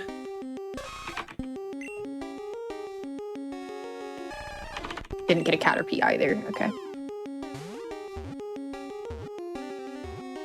Nice. Okay, so I manipulated quite a bit there. So by resetting my game and then hitting specific inputs on the load-in screens, rather, I have, and then you have to walk a very specific path after you load in the game, and you actually have to press A on specific tiles to advance the RNG in a specific way. You do all of that correctly, you get the exact encounter I got, which was a level 4 Nidoran male. And it's not only a level 4 Nidoran male, which is the top level of Nidoran you can get in that grass section. It's also got near perfect stats, almost exactly perfect, actually. So that's gonna be carrying us through vast majority of the game coming up here. Nice. But first, we still got to get through Viridian Forest. Same, I'm in Viridian Forest. Yeah. I caught a Caterpie. No, I caught a Weedle, so that's good. I really need a Caterpie. You have to have Wartortle before you can fight Brock. I now have Wartortle, so even if we don't end up with a Caterpie, that's not like the end of the world. I'll go for it until I can't, I'll come back for it later. And in my version of the Viridian Forest, so you can extend that same RNG manipulation all the way through here up until this next battle that we're going to fight with one of the bug catchers. However, that's a very complicated manipulation that takes a lot of time, so it's not something I usually will go for in marathons. Nor is grabbing this potion, but because I had such an interesting start to the run, I'm going to grab an extra one here for safety. But the main point is, if you walk in that very specific path that I did through Viridian Forest, which was prioritizing these tiles that have little flowers, basically little bloom flowers in the bottom right corner, that will those tiles for some reason in the Gen 1 games have 1/3 of the chance to spawn an encounter as opposed to a regular tile. So you want to stay on as many of those tiles as possible until you have to leave them. I walked on, you still have to walk on non-flower tiles in order to, get through Viridian Forest. So the one tile I had to walk on so far, I coincidentally hit an encounter, so bad luck. But I am getting exceptionally good luck on this Weedle, which usually is an absolute troll. But I also got a little bit of bad luck where I missed tackle twice now. No.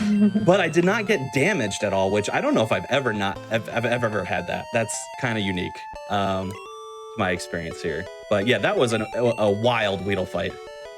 It usually poison stings you, which can, which obviously damages you, but it might make it so that you're poisoned, which is exactly why we pick up the antidote that we do there. And then we would heal off poison, not until after the battle, because if you heal it off too early, then it could just poison you again, which creates a whole other slew of problems. But I did not get poison sting one time. It string shotted me like 10 times in a row or something like that. Just incredible. Oops. I'm having some pretty rough luck so far. I still haven't caught a Caterpie, and I still haven't caught a Pikachu. So I'm gonna need to be grinding up dungeon tokens. So I guess I'll take this time to talk about the currency in Poke Clicker. So there's 3 main forms of currency. There's money, which we use to buy Pokeballs and X attacks and stuff like that. There's dungeon tokens, which every time you catch a Pokemon, you gain dungeon tokens, and that allows us to battle in like Viridian Forest and Mount Moon. They cost variable amounts. Viridian Forest is 50, Mount Moon is 75. There's ones down the road, like Victory Road costs 2,000. So dungeon tokens are huge in this game.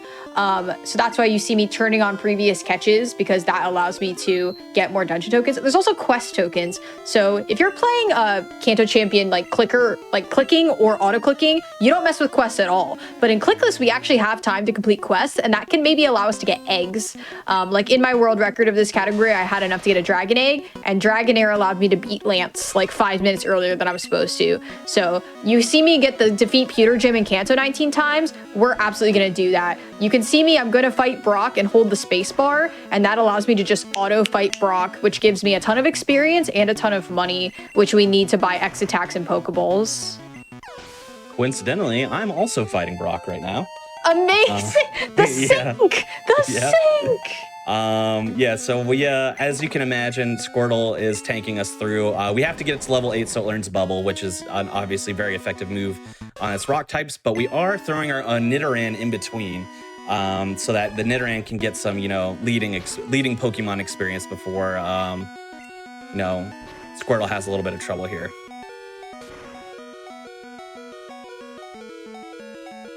All right, we got to heal up there. Little slow, but no biggie. Of course it bites, so I would have been fine to attack. But there's no way I could have known. You never know, and you gotta play it safe. You don't want to lose to Brock. Yeah, I do save right there in case, because there's a lot of things. You could get really bad luck, which would be mainly that your Squirtle has terrible special attack, and then you just get terrible moves that are, we get screeched to death by the Onyx, lowering our defense, and then we just get tackled to death or something like that. So there are things that can go wrong with Brock. So in a marathon setting, I'll definitely save before Brock. Makes sense. Be safe. But in a PB attempt, I would say you defeat Brock. If you get to Brock, you defeat Brock 95% of the time, if I had to guess. That's good, yeah. Yeah. I'd say after the Bulbasaur thing, no one is going to blame you for using a potion there. Yeah, exactly. Yeah. Weirdly enough, did not affect me too greatly. I'm a little behind, but I could have the same time basically with just bad RNG. So it's on the slow side, but it could have been a lot worse. So we'll make it through. On my way out of Brock's there, I menued as well to go into my options, and I turned off the, basically you can have 2 different modes, which is shift or set, which is shift is where after every Pokemon that a trainer has in a battle, it will ask you if you would like to switch your Pokemon. We're going to be riding with our boy Nidoran here for the remainder, basically. So we turned that off so that we saved a whole bunch of text. For reference, because this game is so old, so you can see the text is scrolling, even on the fast text speed, which is what it's set at.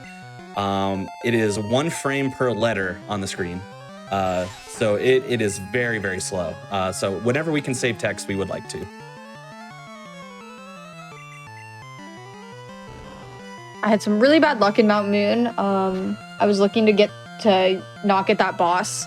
The trainer has 3 Pokemon and Grimer's really annoying. So I'm going back to Brock because I need more X items. X items are pretty expensive. I'm probably actually going to hop into Viridian Forest because I still need to get catches there. And it's a cheap way of getting X attacks. So actually I'm going to run over there and do that. I did get the achievement for clearing Pewter 10 times though, so that's good. Now, I gotta ask, in PokeClicker, is there the famous Shorts Kid? Do you know about Shorts Kid? There's technically no trainer battles, really. Oh, okay. So there's just the bosses of the dungeons, but I don't think you battle Shorts Kid, which is very sad. Well, if you love Shorts Kid as much as I do, take a look on my side, because we're about to fight him. Let's go. In all seriousness, he's very annoying. Yeah. Not just because he loves shorts. His Pokemon here are very annoying. So he has a Rattata and an Ekans. Rattata can do a lot of damage on you just depending on what it chooses to do. Tail Whip is fine here, except if it just now at this point, I'd just like for it to spam Tail Whip as opposed to weakening my defense and then hitting me anyway, because then it's just going to do extra damage. It's mainly the Ekans. Okay, so we have a lot of health, but we're double defense down. Mainly the Ekans that give us a problem, because Ekans knows the move Wrap, which it works differently in other gens, but in Gen 1, how Wrap works is that it incapacitates you for 2 to 5 turns. It keeps you wrapped. I can't do anything. Which obviously, the more turns that happens, the more time it wastes. It doesn't do a lot of damage. Here, now you get to see it because I just got wrapped, so. No. Yeah. All right, so we're at 3 turns here. I'm gonna heal. Getting pretty bad luck with my potions wise here. Oh, and it would have been fine to attack, but I got wrapped again, of course, so. All right, 2 turn that time. So we got a 2-turn wrap and then the 3-turn. Pretty bad, pretty slow. Pretty bad, pretty slow, but we got through it ultimately. But that could have been better, obviously. Okay, here's Pikachu. Please catch Pikachu so I don't have to come back here. I did not catch Pikachu. Okay. So I have to catch Pikachu before moving on. So we're just going to keep going into Viridian Forest. This isn't necessarily the worst because it's a good way for me to farm X attacks because they're expensive at this point in the game. They're like 600. So as you can see, I'm getting a bunch of X clicks, which is not helpful in this category. I literally cannot click, but I'm getting at least some X attacks and also some lucky incense, which I'm never going to be mad about money.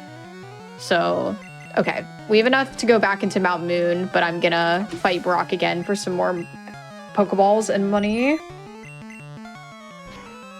I got a pretty lucky crit where I was able to one-shot this Weedle, which was pretty good. And then I also wanted to talk about something called badge boosts. In this game, whenever you complete a badge, you can get a boost based off of if you have a skill that has fallen, it will raise another skill in return. So for example, the badge boost that I get from Brock, when my speed is lowered, my attack is raised. So these string shots that I was getting from this Caterpie here actually made it so I hit for more damage. It's just like a weird, I guess for lack of a better term, like a bug. I don't really know how, I don't know what I would call it because it does not work the same way going forward in other gens, but it does work that way here. So you actually want to get your speed, you want to get speed fall a little bit, but not too much, because if you end up going and being slower than that Metapod who just spams Harden, that's going to take up extra turns because it keeps raising his defense before you can attack.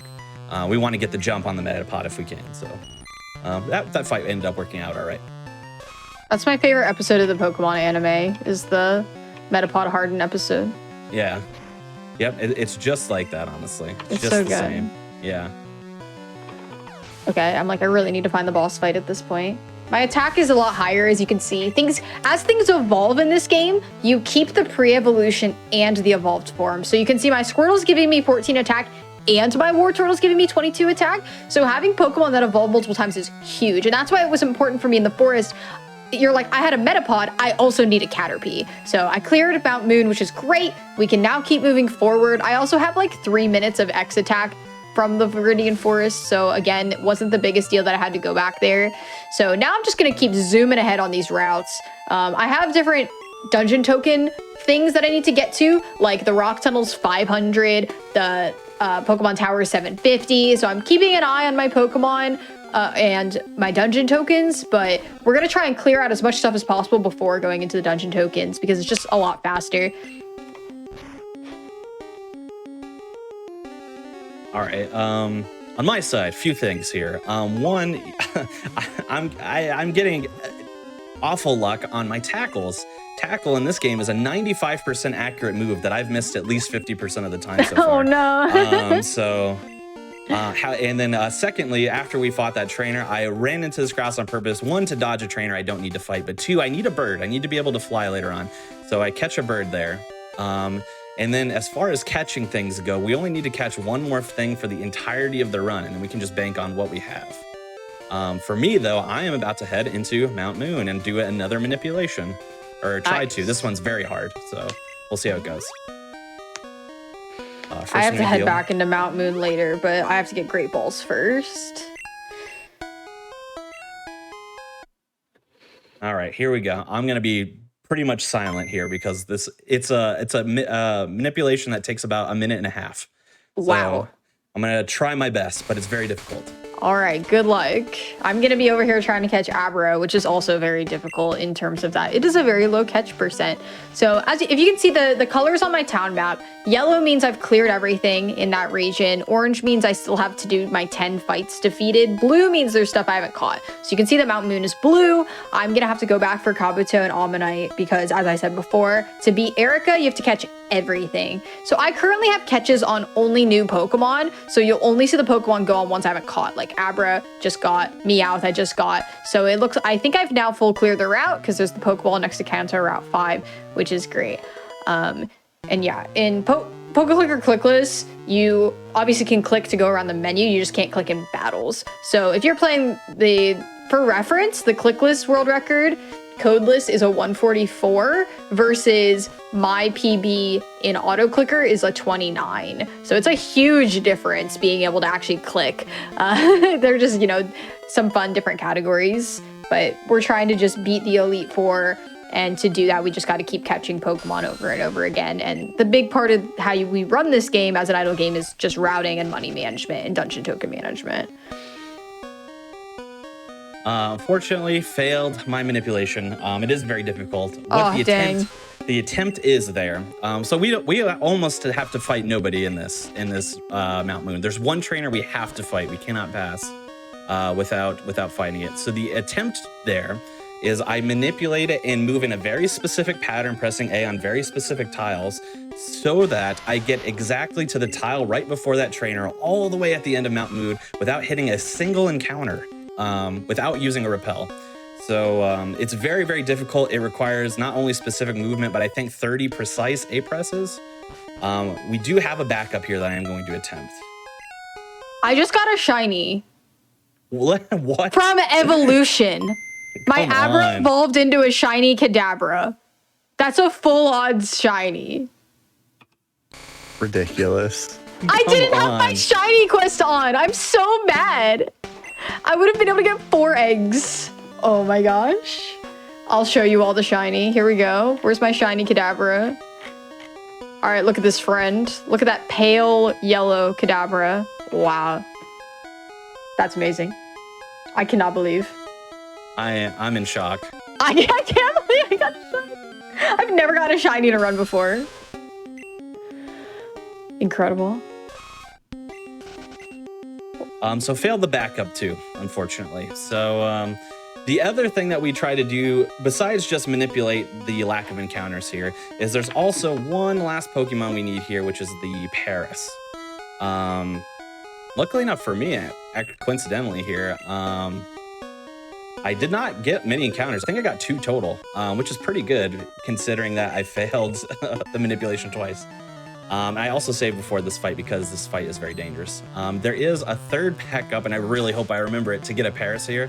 If I can't remember it, not the end of the world. I can get an Oddish later on to make up for it, but hopefully I remember it.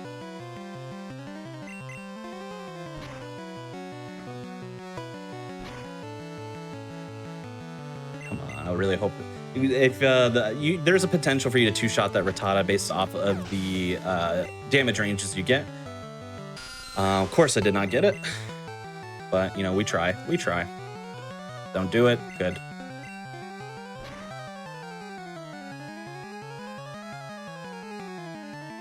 All right, just hit through and we're fine. Thank you. The good luck there is that the Zubat didn't do any damage to us. It can leash life us, which can really mess us up. The bad luck there was we did get confused, but the good luck on the inverse is that we fought through it, so that's really good. All right, we're gonna do a menu here. A lot of stuff is gonna happen here. We're gonna evolve our Nidoran into a Nidorino. Then I'm gonna teach that Nidorino Water Gun. Why Nidorino can learn Water Gun, I have no idea, but we're gonna teach it. Then we're gonna Moonstone Nidorino into Nidoking, and then we're gonna teach Nidoking Mega Punch, which we'll talk a little bit more about Mega Punch when we cross that bridge here.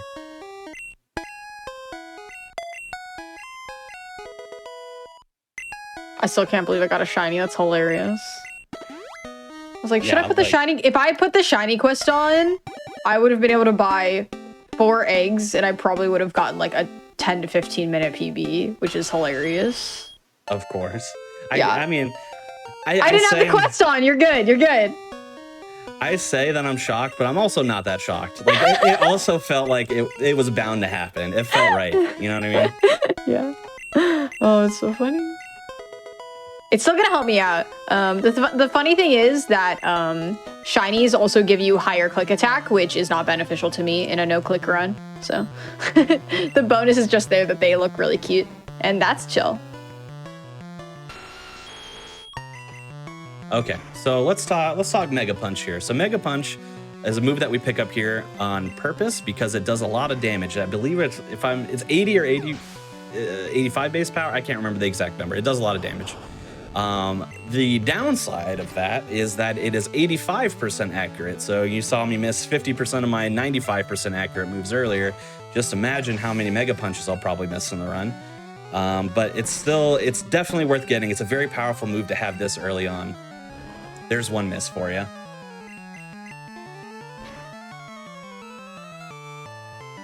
We got hit it again. And yeah, so Nidoking is going to be our tank through the run, by the way. That is for a variety of reasons. One, we can get a fully evolved Pokemon at level 16 here, which is really, really good. Second of all, it has really good stats, obviously, because we can manipulate those. Third is the move pool that we're going to be teaching it is also ridiculous. Okay, let me see if I can remember this backup manipulation.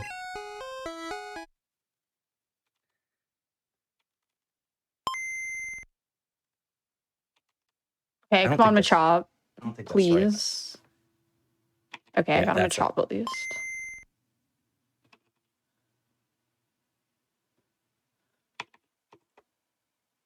Oh my gosh, of course I get the Picnicker. So there's 2 bosses you can get in the Rock Tunnel. You can get an Onyx, which you can kill in like 10 seconds, or you can get this trainer that has 4 Pokemon. So I did not get it. We're gonna have to re-get dungeon tokens, which is super obnoxious. I'm gonna buy a token collector to help us with that. But dang, that's unfortunate. You have to save 100 quest points to go to the Safari Zone. If I end up getting above 800, I'll probably buy a mystery egg just for 700, just because getting an extra Pokemon can actually be really helpful for the Elite Four. But I've only done 1 quest. I don't quite have enough for another one. Okay. So a few interesting things happen. One, I remembered the backup manipulation and got it. So that's good. It's a very short one, so I was glad I was able to remember it. And fun fact, it makes it turn so you have to change the color of your palette. So usually when we have the red palette by default, we're now running with the blue palette because we need to for the manipulation to work. That's actually really funny. Yeah, so we're running blue palette now for a while. Then we're gonna do another manipulation that's what swaps us back to red.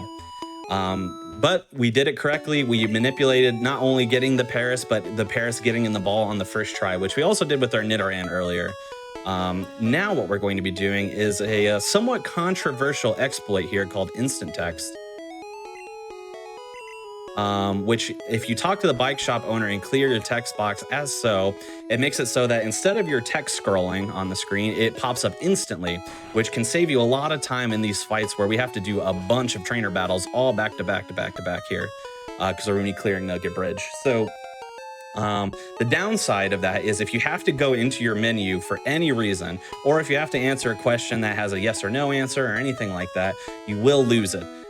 So if you end up losing it early, it's going to be ultimately a time lost because you wasted your time to go talk to the bike shop owner in the first place. But as you can see, text is flying by now as opposed to scrolling by. We're going to hope we can keep our instant text all the way through until we get to Bill at the top here. It just depends on what kind of luck we get, though. I failed Rock Tunnel again, which is really obnoxious, so I'm just going back for more money and more X attacks and more dungeon tokens. The good thing is this will allow me to beat Lieutenant Surge kind of soon, which is fine. But I really, really need to get through Rock Tunnel, and it's just not quite happening yet, which is frustrating. But yeah, this is codeless means there's a farming code you can use and a shiny code, and so the leaderboards are split because when you get your shiny, there's a possibility of getting like Mewtwo or getting Articuno, and that is way overpowered compared to if you don't use the shiny code. So this is a much more consistent run just because, you know, it's not variable on what shiny you get at the beginning. You also can use your shiny quest to get you more Pokemon. They're just pretty divergent routes. I prefer codeless just because of it's a bit more consistent. It's funny to hear it's more consistent codeless, I would think. Well, yeah, I guess you would. It's longer, but it's more consistent, yeah. There's still randomness to the codes. Yes. So that's true. Because the one, like, code run I did of Autoclicker, I got, like, a Pokemon that I got a Clefable or something, which you never get Moonstones in this, so it was actually just, like, a bonus Pokemon, which was amazing. But, like, you know, that would just cause a lot of resets that I don't really want to deal with. Yeah, that's a tough grind if that's, you know, that's what you want to do. Yeah. Wanted to point out, so we just fought our rival for the second time. The rival leads Pidgeotto. Pidgeotto is very frustrating early on in this game because it knows a move called Sand Attack. You're going to see, going through my side of the run here, that accuracy is going to be a big common thread through everything. Accuracy is just so bizarre in this game, we'll just put it that way. So in this game, Sand Attack lowers your accuracy. It lowers it by a third. So if a move is 100% accurate, it is actually 66% accurate once you're hit with Sand Attack. And then it just scales down from there if you happen to get hit multiple times. That can obviously make a big difference. So, but my rival fight was actually flawless. So that was really, really good. I actually got a double crit, so I killed the Pidgeotto faster than I would have normally. And then everything else went to plan. So it was pretty good. And there's another Mega Punch miss. Right in cue.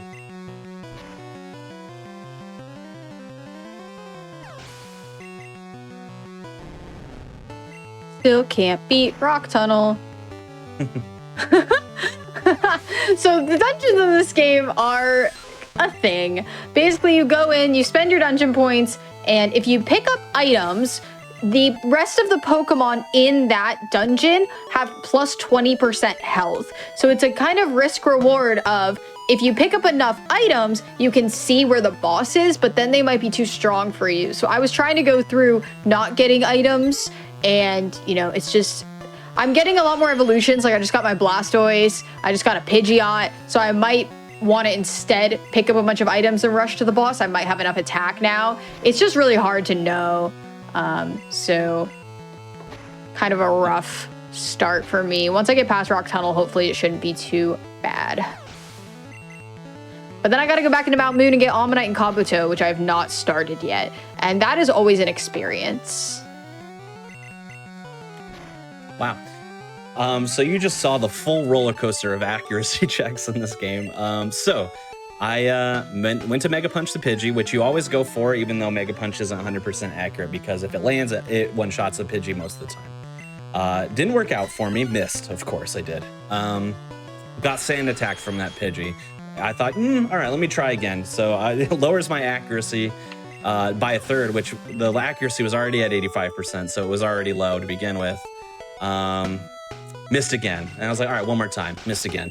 Swapped to Horn Attacks, then hit everything. And I had been Sand Attacked twice, so my accuracy had dropped by a third, and then a third of 66, which would be, I'm gonna try and do this math on screen for you. It's not going well.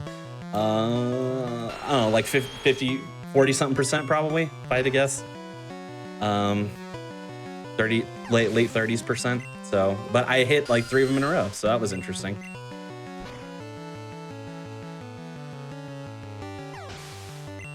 And we still have instant text, by the way.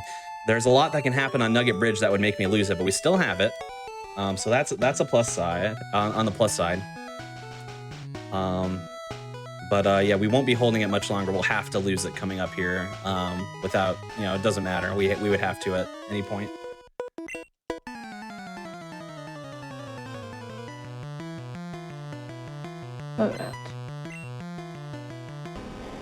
So as you can see, now that I've gotten 50 Pokemon, I have like a bunch of items, which is really cool. And so I have these different like loadouts. So I'm gonna be using the catch loadout and the money loadout for a hot minute, because money is the bigger problem early on in the run. And so, yeah, I have the ability to choose between the Magic Ball, which ups my attack, which we pretty much always want to have the Magic Ball on, the Experience Share, which allows us to level up and gain attack faster, and the Amulet Coin. And for now, money is a big problem, so gonna keep that Amulet Coin rolling.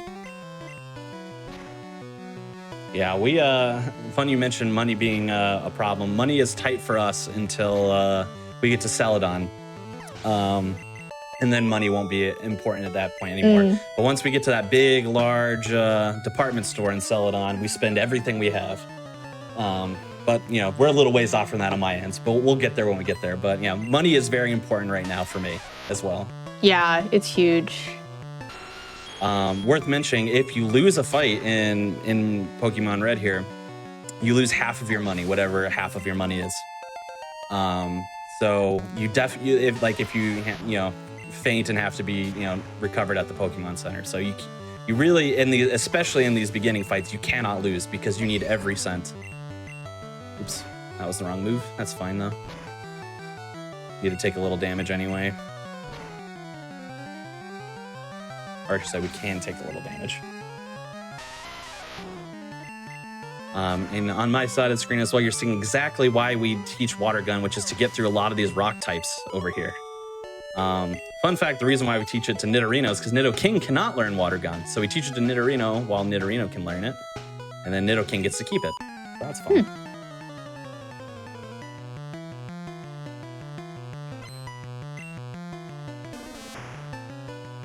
All right, so now I can fight Lieutenant Surge. After I clear I like to clear all the routes in this area just because it's gonna get me money. I need to do it anyway later on. And I'm also trying to get all the catches throughout here.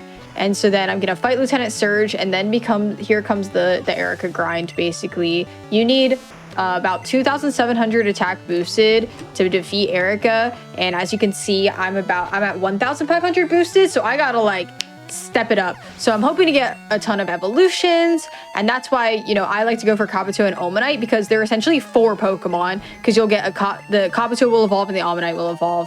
Then you just have a bunch more Pokemon for the rest of the game. So I defeated Lieutenant Surge, and now I can fight Erica. And I'm gonna defeat Lieutenant Surge again right here for a little bit of money, because I need some more X attacks, and then we're gonna start the whole Omanite Kabuto grindy grind. That's funny that you mention it like that, you know, wanting to get Ammonite and Kabuto. I don't know how to pronounce it. I don't either. Yeah. I am not a Pokemon expert on pronunciation. Neither am I. But it's very interesting to hear you talk about it that way, because I know for a fact a lot of, you know, for example, Fire Red and Leaf Green has a category that's called Elite Four Round 2. Which is you beat the Elite Four as normal, but then you go and you beat the Elite Four again. However, you can only unlock the Elite Four by, I believe, catching 60 Pokemon in that game or something like that. So it's a lot of people prioritizing Pokemon that can evolve, because that counts as multiple Pokemon evolved. So it's like the same strategy, basically. Yeah, it is the same. It's a very similar strategy. The reason why we can't just sit here and level up our Pokemon forever to be Erica is they'll cap out at 50. So there's a level cap for your Pokemon, and when you beat a gym leader, it goes up. And so we get capped out at 50. So even if we tried to max out our Pokemon attack right now, it would not make a difference, unfortunately, because we're just gonna get stuck at level 50, which is why we need to catch more Pokemon. And I'm grinding up a ton of money because I want to go to the Pokemart and buy as many Great Balls as I can, because Great Balls have a plus 5% catch rate. So that's what I'm doing, and I'm gonna roll into Mount Moon. And the nice thing is, this is also an opportunity for me to get a bunch of X attacks for free, because you know, all the items in Mount Moon, I can just pick them up. And this ends up being great, because then I don't have to buy as many X attacks for the remainder of the run, because I'm just gonna find them in here, which is kind of nice. Okay. And of course, go ahead. Oh, go ahead. No, mine's long, so you go ahead. So there's 3 things you can get for the boss. You can get Kabuto, Omanite, or Super Nerd Miguel. And I have gotten Super Nerd Miguel my first 2 tries, which is very unfortunate. Here's Kabuto. All right. I did not catch it. Unsurprising. On my side here, we did a few things. One, the last trainer we fought before we talked to Bill, we hit level 23, which means that we learned the move Thrash. Thrash is a very powerful move. High power. In this gen, it is a 3 to 4 turn move that at the end of the 3 or 4 turns, you know, just RNG coin flip there as to how long it lasts, you will then be confused. However, a vast majority of the times, if not all the times that we're going to use it in this run, we do not use Thrash that will last more than 3 turns. So we just have the high damage output move that you don't have to select every turn, and then we'll finish battles before the confusion would become a factor. We also fight that, we call that Dig Rocket, because it's the rocket that teaches you Dig. Well, gives you the Dig TM rather. We fight that Dig Rocket before fighting Misty, because we're gonna fight Misty now. Misty naturally has a Staryu and a Starmie. Staryu is not a problem. We could skate right on through Staryu. After we defeat Staryu, we'll be level 25. And because we're at level 25, we now outspeed her Starmie, which is very important. Depending on what we get here, let's see, Bubble Beam, okay, let's see, don't speed fall, please. Yeah, speed fall, I might be dead. Oh, as long as it doesn't crit, I'm all right, we're okay. So the roller coaster of things happened there. Okay, so I still outsped Starmie, so that was good. What you want to see there is Water Gun, because even a Water Gun crits, it does like 40-50 damage, you're fine, not a big deal. I got Bubble Beam. Now Bubble Beam, we can survive. If we get crit on for Bubble Beam, we'll probably die, so that's scary. And then Bubble Beam also has an ability that if you get attacked by Bubble Beam, you could get your speed dropped, which we are just barely faster than Starmie as it is. So if our speed fell, then that means next turn, Starmie would get to go first instead and get an opportunity to throw on a second attack and potentially beat us. Of course, that's what happened, but luckily enough for us, we got Water Gun on the second attack and it didn't crit, so we still survived. But that was very scary for me.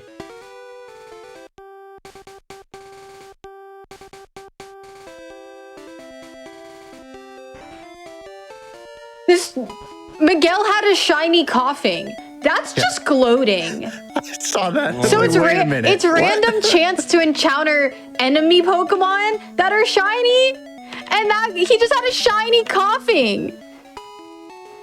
So that's What two. is that? That's 2 full chance shinies, right? If I Yes, oh but I my couldn't God. catch that one, which is bogus. Still 2 full chance shinies on the That's in the run. hilarious. Come on. Well, the rest of my luck has not been good. It all got used up on that, so. But you can see that I was able to purchase an egg. I completed enough quests that I purchased myself a random egg.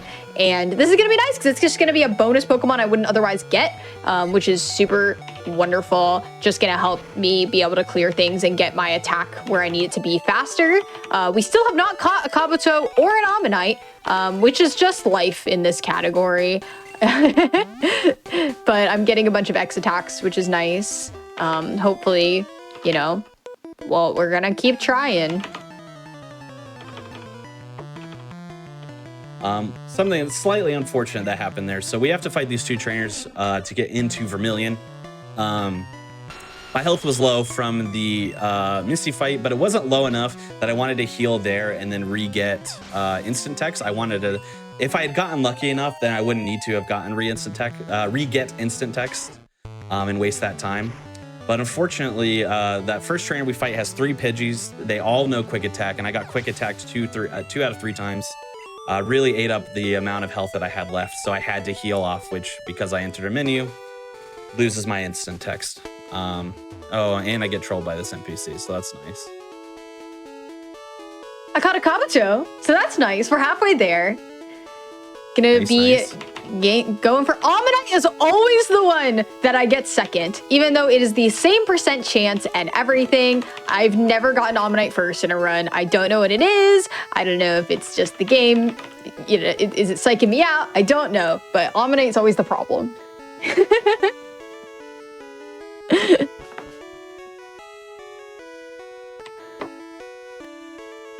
All right, let's see here. All right, we're gonna be fighting a rival for the 3rd time. Still leads that same Pidgeotto, so it can still be very annoying. We'll see what we get though.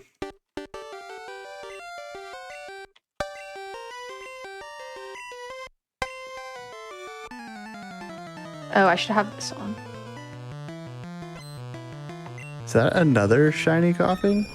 Oh, it's the same I think person. once it's the same person, yeah. Gotcha. I forgot to equip the magic ball for this fight, for this, which, you know, so that'll hopefully make the Ammonite catch a little bit easier. Switching between the loadouts is something I've definitely not optimized. I'm pretty bad at remembering to swap them out, but that's life. All right, I don't have enough dungeon tokens, so going to turn on my token collector and just get a bunch of dungeon tokens and level up and stuff. So let me...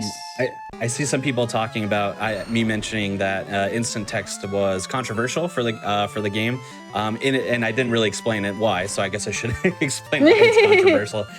So it was found by a runner in the community named Swaff, and yeah, you know, so obviously you see its effect. It expedites speed. The reason why it became controversial is this category is any % glitchless, and people were basically debating on whether or not it was a glitch. It was ultimately decided at first that it was not a glitch because you're just playing the game normally. You're just talking to a person that you can talk to. So there's nothing glitchy about it. Then a world record was achieved using instant text, and the community changed its mind afterwards. So decided that it was a glitch. So therefore they made another category that was called something like no major glitches or something along those lines, where instant text was allowed, but any % glitchless instant text was not allowed rather. They then changed their mind again and then decided that instant text was not a glitch ultimately, and now is allowed in the category, and it has been that way for years now. But when it was first discovered, it was highly controversial. It is still a wild RNG swing, because if you lose instant text early and say you're racing somebody in this game and they get instant text and then they're able to keep it through, it basically decides the race in the first 30 minutes of the run.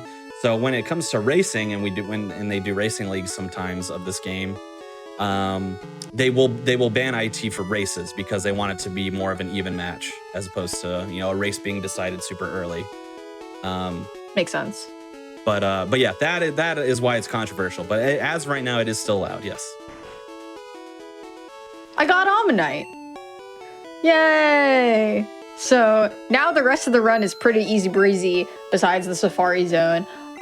So now I'm just battling Brock over and over again because it's a really fast fight, gets me a ton of money, and gets me a ton of experience. So I'm burning Lucky Egg, which increases my experience. I basically want a bunch of my Pokemon to evolve because I need to get my boosted attack to about 2,600, 2,700. And the fastest way to do that is just by battling gym leaders. And it also has the secondary effect of getting us a heck ton of money.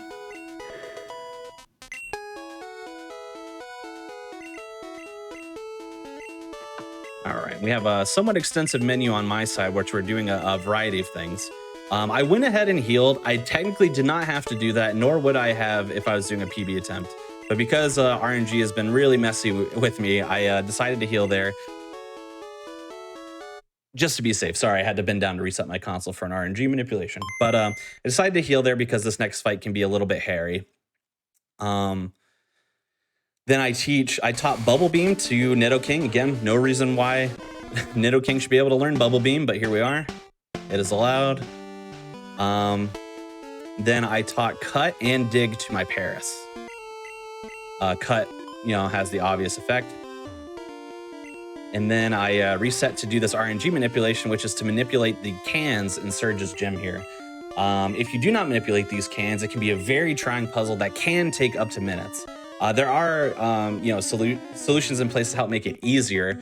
Basically knowing which cans can be the first can, and then knowing where the second can is in relation to that first can. But nothing is ever fully guaranteed in that, and it becomes just kind of an RNG nightmare.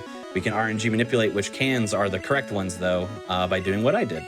Cool. So that's what I did.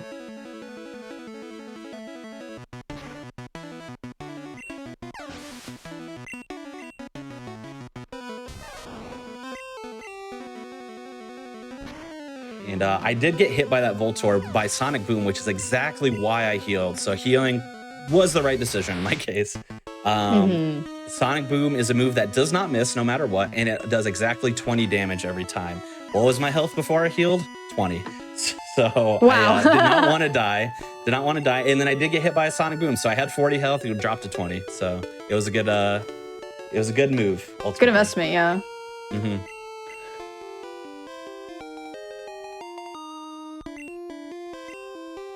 But we're now through 3 gyms. You're also through Surge, right? Yes. Or are you? So you're. Yeah, I get hardwalled at Erica. Erica's a big problem, so I'm still grinding for Erica. Okay, interesting. On my side, we're going to be doing things a little out of order.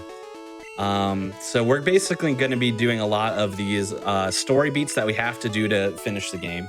We're going to have a large section here in the middle where we don't get a gym for a while. So I have 3 badges right now. The next gym we're actually going to fight is Koga, not Erica. After that, we're going to fight. We're going to do some more story elements. Then we'll fight Erica, and then it's going to be basically like a boss rush from Erica to Blaine to Sabrina to Giovanni. So there's going to be a long stretch of no badges, and then we're going to get like 4 badges in 10 minutes or something like that. That's awesome. Yeah. Kind of the same here. You can go pretty quickly, like the last 3 badges just go bam, bam, bam.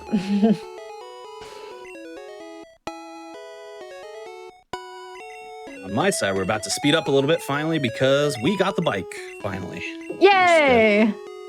The downside is that this is Gen 1, so that means there's no register button. So every time I want to use the bike, I have to go in my menu and use it. But it's still worth doing. Still faster. But we're heading into Rock Tunnel ourselves as well. Obviously very different than PokeClicker, but still has its challenges for sure. Yeah. Something else you can see happening on my screen is the oak items in the top right. I was talking about the money one, the experience one, the catch one. Every time you use them, they go up in level, and once they max out, you can upgrade them with a certain amount of money. The cost is pretty steep. It's like 50,000, but we're gonna have that money by the end of the game, and we will upgrade it. It makes them be more powerful. All right, we're gonna hatch my egg. I got a Machop. Nice. So I get the achievement for hatching an egg, and I get a Machop, which is not the best because I already had a Machop, but that's okay. It's still nice for the achievement, and it was worth trying. I didn't have enough money to save for a more specific egg, so happens. I think I have enough to beat Erica now, so let's do it.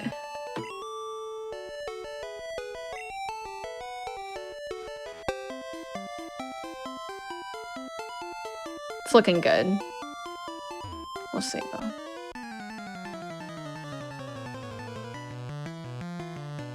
Yeah, I typically need more than 10 seconds to beat Gloom. We got there at like 13 seconds, so hopefully you can kind of beat them once it gets past 0-0. You have like another split second. Okay, I did beat Erica, so that's fantastic. We're gonna immediately beat Sabrina. And then we're gonna go to Pokemon Tower. In Pokemon Tower, we're looking for Ghastly Cubone. So that's what we really would like to see there.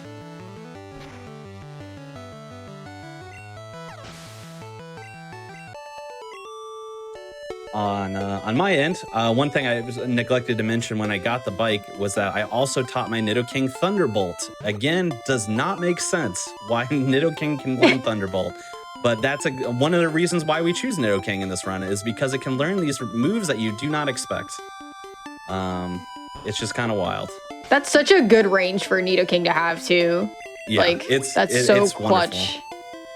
So right now, okay, there we go. Right now, my moveset is Mega Punch and Thrash, which are both normal type moves. And then I have Thunderbolt and Bubble Beam. So we cover a lot, and we're gonna get further from that as well. So you'll see how much we can expand this moveset. One thing I have not mentioned as well that is relevant in the speedrun of this game is what we call Red Bar.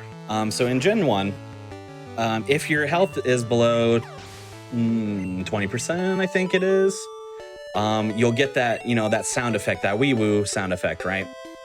In Gen 1, if you have that sound effect playing on your screen, for some reason, it skips sound effects for like level up jingles, Pokemon cries, and things like that. So it actually is significantly faster if you are in Red Bar. Obviously, that makes things very dangerous because that means your health is also low. So it's hard to maintain Red Bar for long periods of time. But in Rock Tunnel here, you can get Red Bar purposefully by taking a hit or two on purpose. And then, hoping that you keep it for a long period of time. I elected not to do that because I really just don't want to die and waste any more time than I've already have. And my health is low-ish, so like if I got a couple like quick attacks later on from some other trainers, I could get hit into Red Bar anyway. But we'll just have to wait and see how it goes. I also saved for this fight because this Oddish is low-key one of the hardest Pokemon to get by in the game. And actually, by low-key, I mean high-key. I mean, high-key. Yeah. You can see exactly why. So first of all, we thrash it. Thrash is a range. So if it did a lot of damage, then I could have killed it. Didn't do enough damage, so the Oddish stayed alive. So what did it do? Of course, it uses sleep powder. So now I'm asleep. I got maximum, not maximum, I think it was 4 turns of sleep, actually.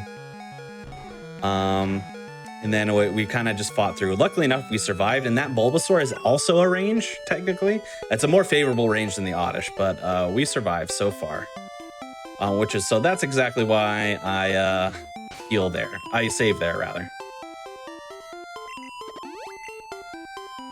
I just got the Super Rod, which, as you can tell, just made a bunch of my routes blue. So there's routes that I've already cleared.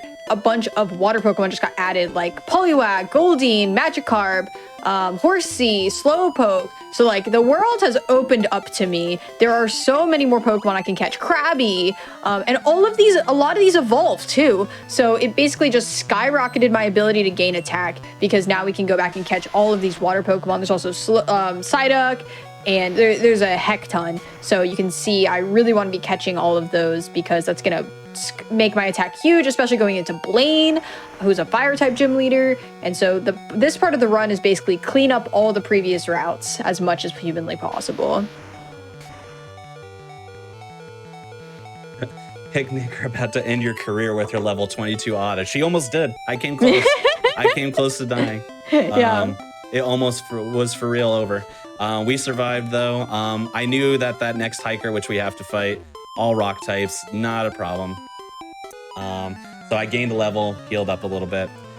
This is the last trainer we have to fight in Rock Tunnel. Also worth mentioning, you might be looking at my screen a little confused. So typically what we're supposed to do in Rock Tunnel, by the way, is catch 10 Pokemon so that you can go talk to one of Professor Oak's aides. He'll give you the HM for Flash so that you can see better in the tunnel because it's completely dark. Us speedrunners don't have time for that.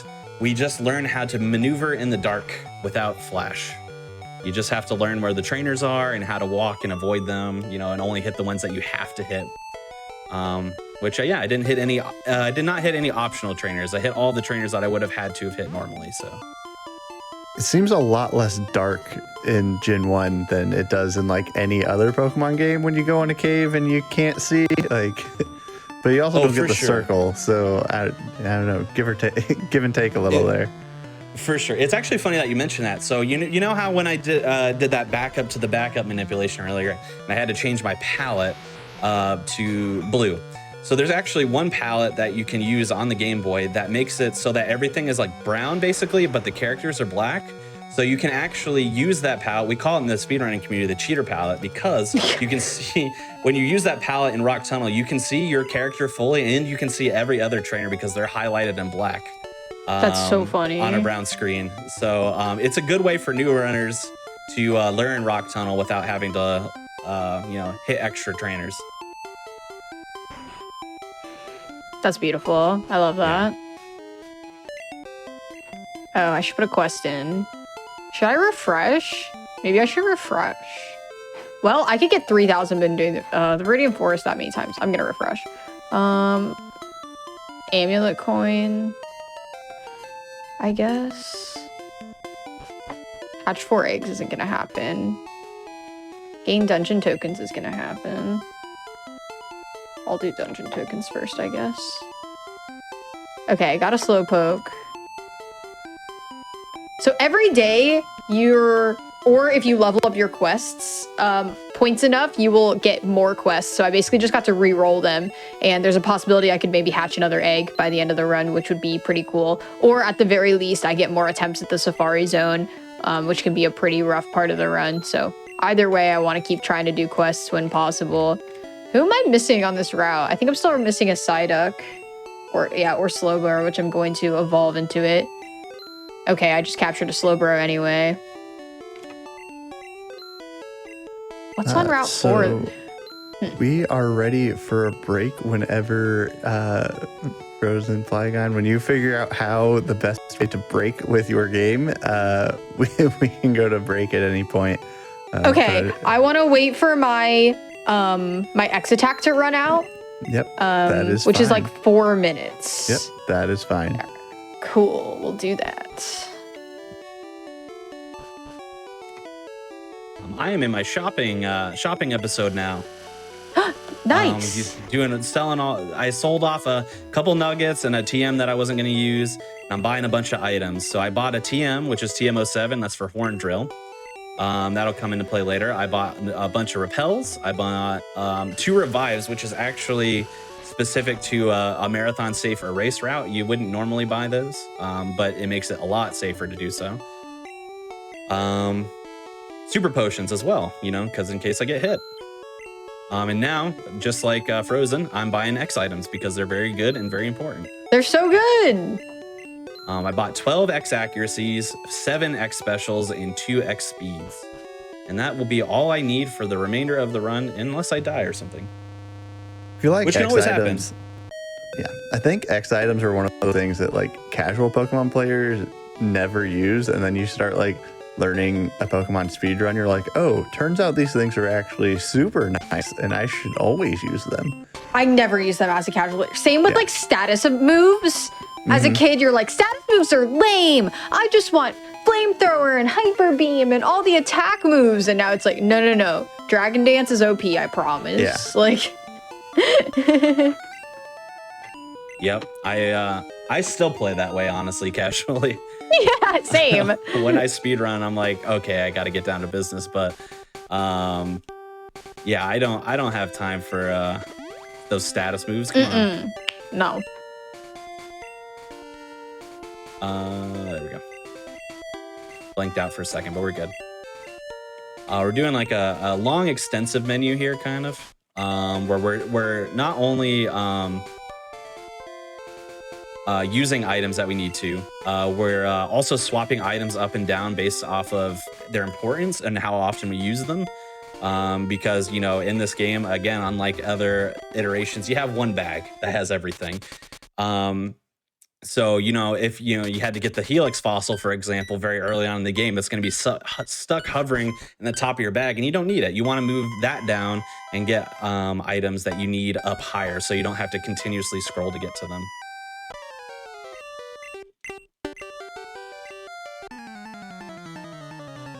And here is my rival. What is this? Rival 4? At the 4th time I fought my rival?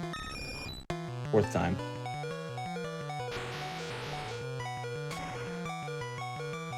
Someone in chat is saying that they found Mew in Poke Clicker. Yeah, so if you're playing this game casually, Mew can randomly appear. There's a chance that Mew shows up in my game. It's totally possible, just like we saw Shiny earlier. Mew is one of the reasons why I've not considered running 151 of this game, because it's just a random chance where Mew will show up. But yeah, it's a part of the game. As you get into later regions, different Pokemon are roamers, like in Hoenn, Latias and Latios are roamers, etc., etc. So it depends on the area. You got to see the full extent of Red Bar there, by the way. So I went into that rival fight, which might be scary, with very, very low health.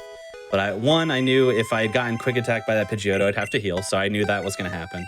But 2, I know that I could have taken out all of his Pokemon in one shot, with the exception of the Ivysaur. And then the Ivysaur at max could do 11 damage to me. So that is why, as long as I had higher than 11 damage, I was going to be fine. And here we are in Lavender Tower, which we're doing an interesting route here for Glitchless. So it's an actual intended way, but basically we're not going to be doing the whole game corner portion of Celadon at all. We don't need to do it. Normally, what you would do is you do the game corner, you get the Silph Scope, so that you can come in here and you can catch the ghost type Pokemon that pop up in here. If you don't use a repel, if you run into a ghost type Pokemon, you can't do anything with it. And then when you leave, it actually like takes you out of the tower as well. But if you use a repel, that is not a factor. And then we bought an item called a Pokédoll. So when we get to where the Marowak would be at the very end of the tower, we're going to use a Pokeball on it to run away. Oops, forgotten an item there.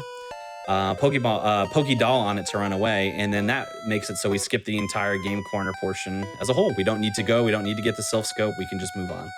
Nice. Probably saves like 10 to 15 minutes on the run, probably. Yeah, that's a long time. And if you're wondering, not a glitch. It is actually an intended way to be solved. We know that for a fact because probably close to a year ago now, or maybe even more than a year ago, the yellow source code got leaked on the internet. And it was mentioned that using a Pokédoll and a repel to get through this tower is an intended way that you can clear the game. So, that's cool. Not a glitch, definitively. All right, I'm good to pause whenever you are, Conception. Yeah, absolutely. Let me get through this trainer, and cool. I am good as well. Sweet. All right, 3, 2, 1, pause. Mer. Cool. All right, so we're going to go to another quick break. To stretch and get some water, and then we'll come back and we'll finish up this race and see what Pokemon is faster.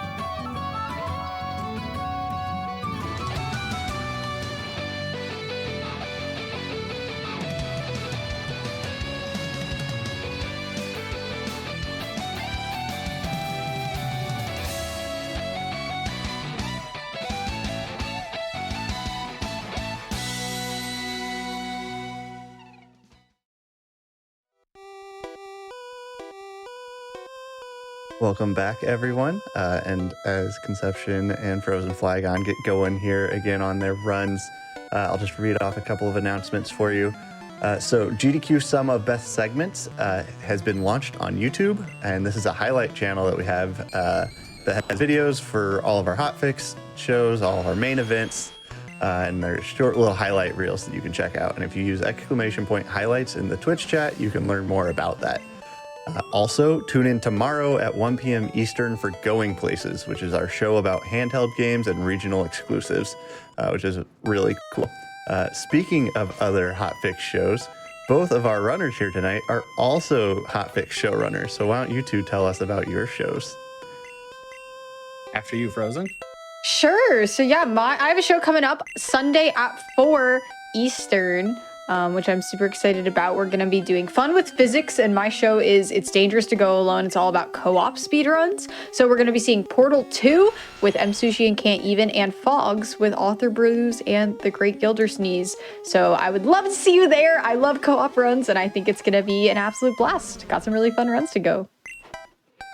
And then if you like that, then coming up the day after that, Monday at 7 p.m. Eastern, will be my show, which is called Awfully Silly. If you've tuned into mainline GDQ events in the past and really enjoyed the awful and silly blocks, then this show is for you, because that is exactly what we do. Games that would be featured on those kinds of blocks. Hit you with a little bit of a tease. The theming of Monday's episode is going to be called Silly Cutscenes. So it's going to be runs where we show the entirety of their cutscenes, and they are ridiculous. So you won't want to miss that one.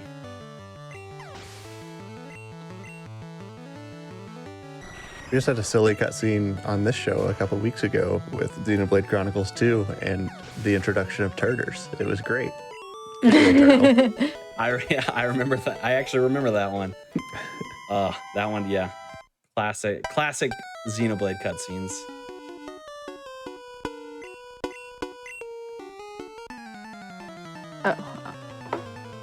So basically the rest of this run is, for me, I need to just get a heck ton of attacks. So you can see that I'm at 4,000. To beat Blue, I need to get to 10,600. So that means catch every single Pokemon possible, pretty much. And so to do that, I need to go to the power plant, I need to go to the Pokemon Mansion, I need to go to Seafoam Islands, and I need to go to the Safari Zone. But currently, before that, I need to beat Koga. And Koga, I need to have 4,400 attack. So here I am, my old favorite Brock, getting some attack and some money. Awesome. You got, when in doubt, farm Brock.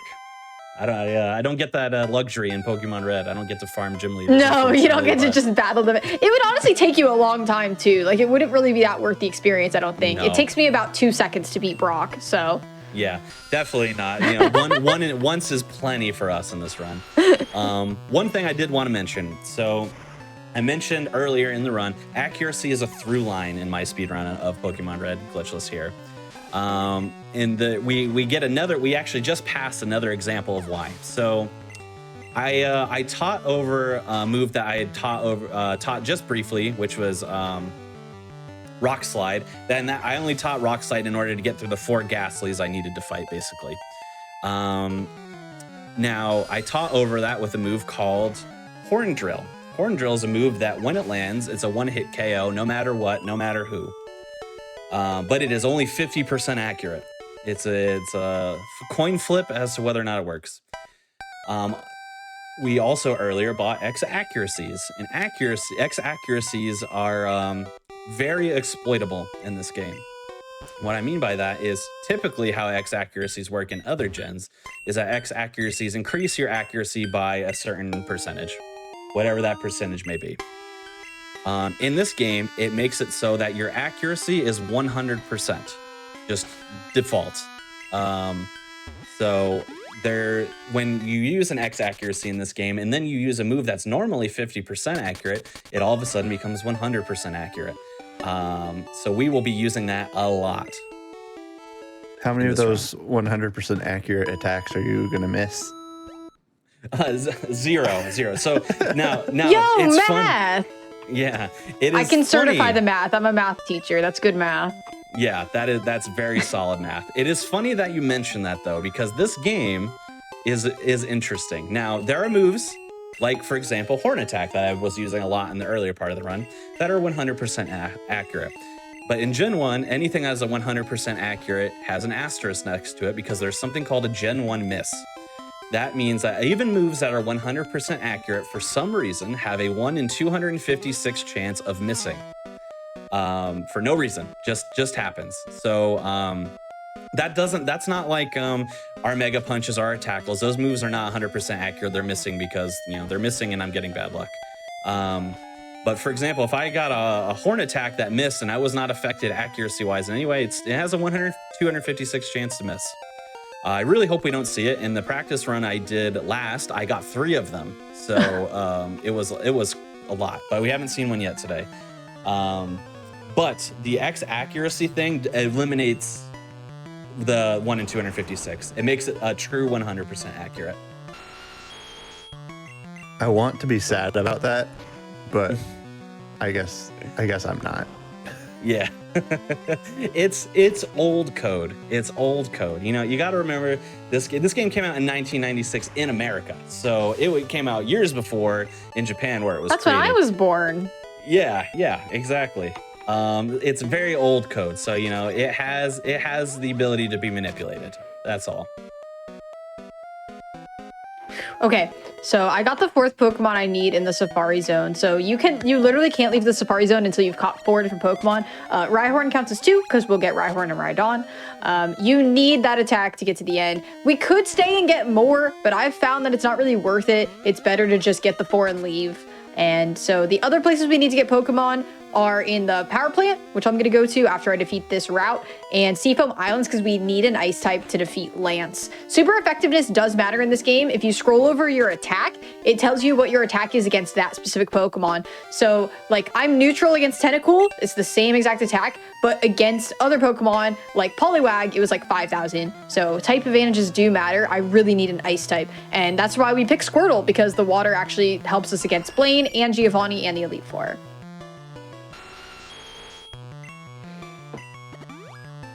I see it in the chat. 1996 is old for code, not old for people. Just for the record. Right. That is fine. If you're born then, you are totally fine. But it's old for code, not old for people. Promise. Yeah. We are fighting, by the way, on my side, we're fighting our rival for the 5th time. And I want to take this opportunity to talk about smart versus not smart AI in this game because it does matter. There are specific trainers, namely like gym leaders, our rival, the Elite Four, that has what is called smart AI, which means that if they have a move that its type of that move is super effective against your type, it will spam that move because they're trying to defeat you. They would like to win. So, for example, Nidoking here is Poison and Ground. If our rival here has a move that is Psychic type, it will always use that move, no matter what. Now, sometimes that smart AI is not so smart because those moves, we got a sound glitch there. Those moves are not going to do damage against us. They're just a super effective type. For example, we'll see later on that Agility by the rival's Growlithe will be spammed a lot. And it will not use anything besides Agility because Agility is a Psychic type move, but it doesn't do anything against us. It doesn't matter. So, it's smart AI, but not so smart AI. And then there are everything else is not smart AI, which basically just means a Pokemon has this amount of moves and then these options to use items if it's a trainer. 1 in 5, 1 in 6, whatever it is.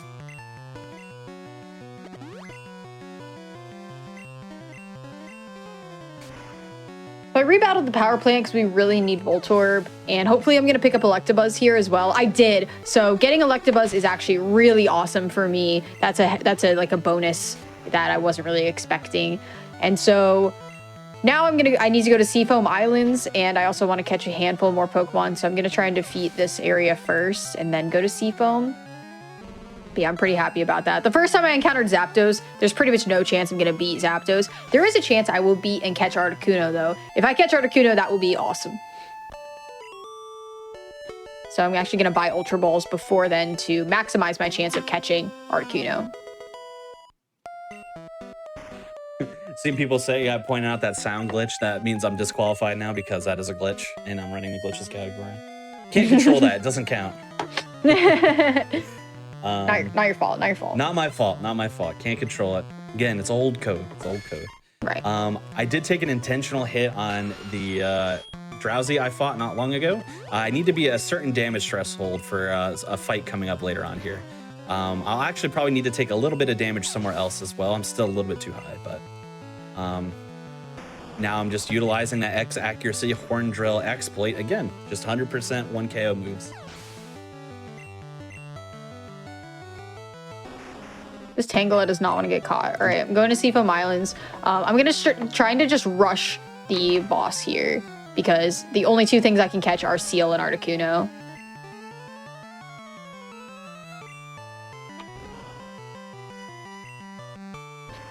I made a mistake. Made a mistake here. Let's see. How can I fix this mistake? Let's see. I'm going to use Articuno. Everyone pray for Articuno RNG. Come on. It's not impossible. The old world record had an Articuno catch. No, I didn't get it. All right, that's unfortunate. I might have to go back there.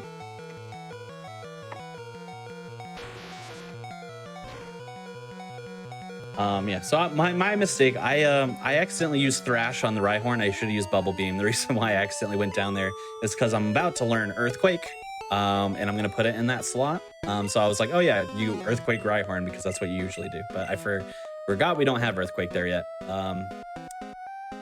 I had to swap Pokemon out so that I would not be hitting myself in confusion and dying, but then it means I also had to reuse an X accuracy in order for the one-hit KO to work. Otherwise, I'd be chancing a coin flip, which probably would not go in my favor. But we bounced back just a little slow. Our health is also a little bit scary low. I might take a heal. I might heal, actually, coming up on this menu, just to be safe. I'm gonna pick up a few items first.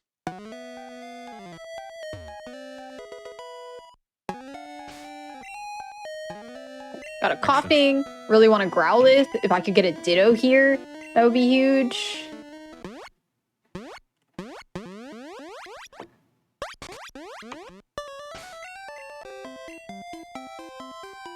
Pokemon Mansion can be really rough. The good thing is the boss is always Magmar, and you can beat Magmar at like 20 seconds, but I really need Grimer or Growlithe, so...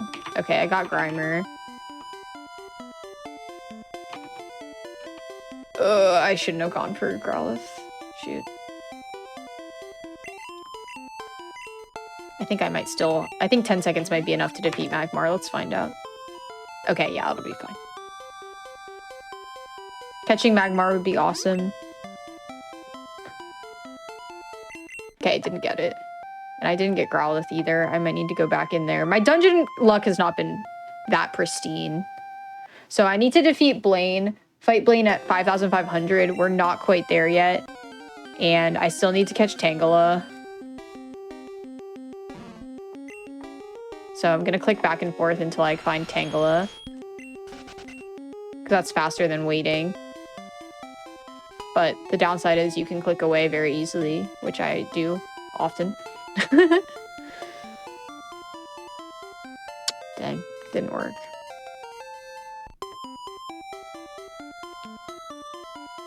Okay, there's Tangela. Ooh. Nice, nice. Little bit of a sloppy menu that I had to do there just to... I ended up taking the heal anyway just to make these next fights a little bit safer. I really would... there's a chance I could survive, but I'd really rather not die if I could avoid it. I do have the revives, but it would ultimately be slower. But we use a repel in order to get into the grass there, and there is a hidden rare candy on that specific tile, which I grabbed. It will be important for coming up here soon. But speaking of Safari Zone from earlier, I'm going to be heading there myself right now. Nice. What you gonna need there? No Pokemon. We're not gonna be catching anything. What we're gonna do there is there's a couple of key items that we have to get. Namely, we need to get the gold teeth, and we need to get the HM for Surf is also there. Nice. So we'll be heading in there. We're gonna pay to go in the Safari Zone and then use a repel so we don't encounter anything at all. Seems You're like a just waste of money, sightseeing. but- You're just That's pretty sightseeing. powerful. Yeah. Yeah, we're sightseeing. It's a good way of putting it. And it's actually low-key one of my favorite parts of the run because it's just like a smooth bike ride. It's nice. It's fun. So it's like a sigh of relief in the middle of a very RNG focused run. Mm-hmm.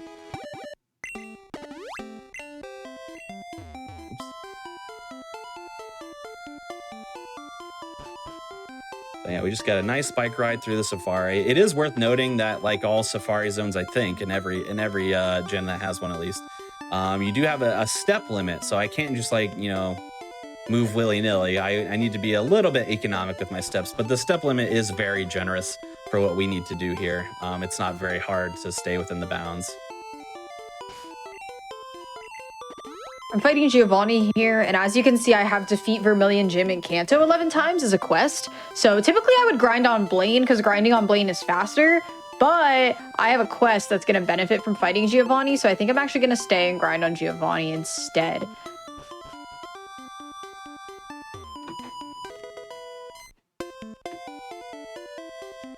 All right, gold Chief achieved, and now we're gonna get the HM for surf.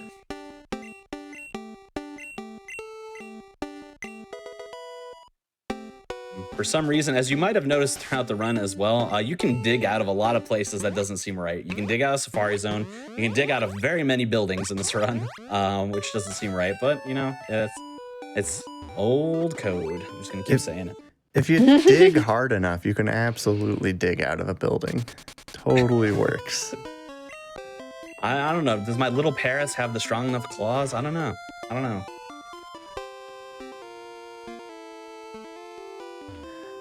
Hoping to get 50,000 Poke here so I can upgrade my experience share, which is going to help me level up my Pokemon faster and faster. So I'm going to do that and then head to Route 23 and catch everything because I need to get more dungeon tokens to go into Victory Road. Then I'm going to kind of see where I'm at. I need to get to 100 Pokemon. I'll probably need to go to Seafoam Islands again. Probably need to go to the mansion again. This is kind of like the cleanup part of the run. Oh, that says Vermilion, not Viridian. That'll be even easier. Let me go fight Lieutenant Surge a few times.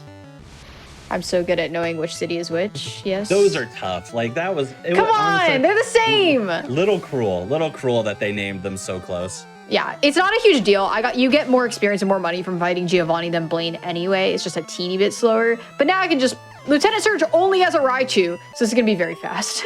Mm-hmm. So how many badges, quote unquote, do you have then? I have all the badges now. I have all 8. Oh god, okay. But don't worry, I'm at 7,000 attack and I need to get to 10,700. That's a long ways away. I have 3 badges still. I told you there's a long gap in the middle where we do not get badges, but trust me, it's coming. And I'm on my way to the 4th. I'm in Koga's curious, gym. what's our timer at, C? We're at like 125. Okay. Yeah, this run's a little behind pace of where I would like to be because I really want to be starting like E4 grinding at like 120. So yeah, this not the speediest of my runs, but it has been a good time. Let's do amulet coin. Yeah, not where I'd like to be either, but but here we are. But here we are. All right, let's go here. I am fighting Koga, which has a very, very fun X-Play. Now, in a speedrun marathon, everyone always tries the fake out method because we're going to be taking an intentional death here. They'll be like, oh man, I messed up and, I died to Koga. The GDQ chat, you're all too smart. I'm not going to do that to you. I'm not going to do it to you. So we're going to eat through these first 3 Pokemon, Coughing Muck and Coughing again, I think. And then we're going to take an intentional death on the Wheezing. We do that for a few reasons. One is faster, because what we're going to do is on the turn, we're going to use an elixir so we heal the power points of all of our moves. And then the hope is that the Wheezing will immediately use self-destruct. And that's exactly why I needed to have some damage taken out. I needed to have, at level 40, I needed to have 79 or less, because once self-destruct hits, did I pass it? Yeah, I did, I think. Yeah. Once self-destruct hits, it does a minimum of 79 damage. So I would not want to get hit and then survive. I need to take an intentional death here. Now, it's okay. We still win. We still win the fight, so it's fine. But our Nidoking is now fainted, but that is by design. Also, another thing in this run that's important is item inventory management. So we have one bag, and it is very limited. So we actually purposely we want our bag to be full right now for the end of that Koga fight, because now we don't have to take his TM and waste a bunch of extra text boxes. We're going to use our 3 rare candies on our Nidoking, which in Gen 1, when you use a rare candy, the health that you gain from leveling up is also healed. So I am now revived, and I gained 3 levels with 10 HP left. And if you remember from before, red bar is very fast. So we are now in very much red bar. Very scary level of red bar, but you're going to see here shortly that it won't really matter. We can skate through these next gyms with our route.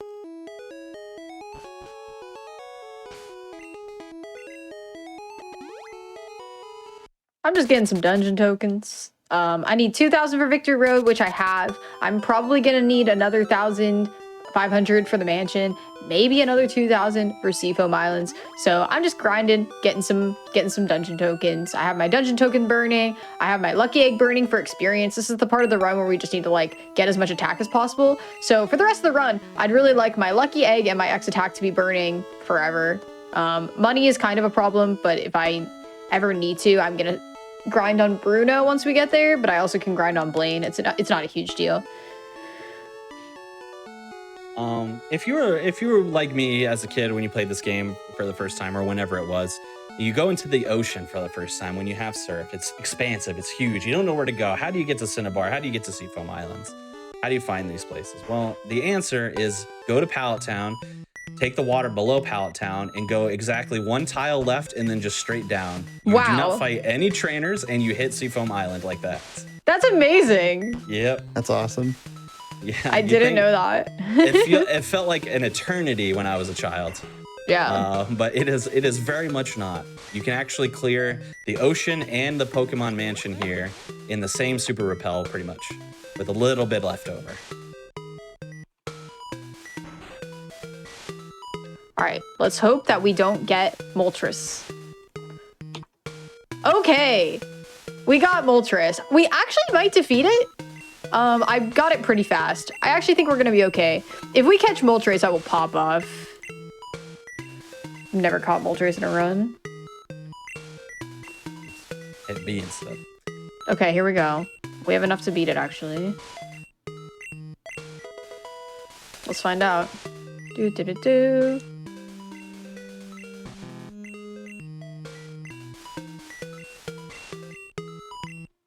I did not catch Moltres. That's okay. Do I have enough attack to do this? No. I need to be at about over 8 to get to Bruno. So I need to restart my lucky egg. I really need more money. So I'm gonna sit and grind on Blaine for a little bit. I had a little bit of a sloppy menu there, but we did a few things in that menu. One, our Squirtle now not only knows Surf, which is who we surfed on to get here, but knows Strength. So when it comes to move boulders, just imagine a little turtle is pushing him along. Second of all, we got another TM, and our Nidoking is actually at its final move set for the game, which is now Horn Drill, the one-hit KO move. Earthquake, devastating ground move. Thunderbolt still. And now Blizzard. So we got a wide, expansive covering moveset here. Why not Blizzard? Like, of course it's Blizzard. Of course Nidoking can learn Blizzard. What do you mean? Yeah. Why not? Yeah. Fun fact too, as opposed to different gens, Blizzard is, I believe it's 90% accurate in this game. Maybe even 95. It's definitely at least 90, whereas in other gens, I believe it's a lot lower, like 60. It's like 70, right? It's like pretty down there, yeah. Mm-hmm. So that makes it, when we do need to use Blizzard, it does make it nice and easy. And we are now beginning the quote-unquote boss rush, by the way. We're going to be doing Erica, followed by Blaine, followed by Sabrina, and then finally Giovanni. I really would like to be at 100 Pokemon caught at this point. I am at 99, so I'm 1 away. I'm gonna go back to Seafoam Islands, I think. I think that's really where I want to be. So I need to get a bunch of dungeon tokens and try for Articuno or Seal. That's what I'm gonna do.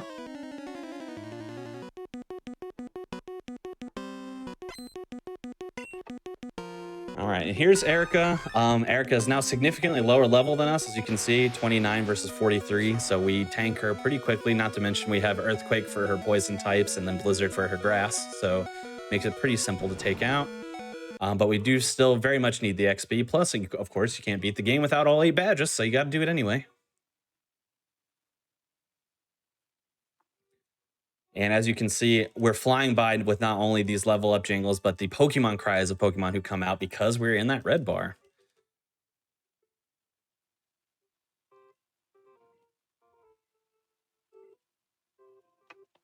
Seafoam Islands is 2K, so I gotta just keep getting some more.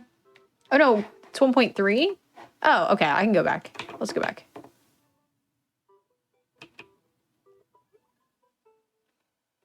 So I'm just gonna run to the boss, basically.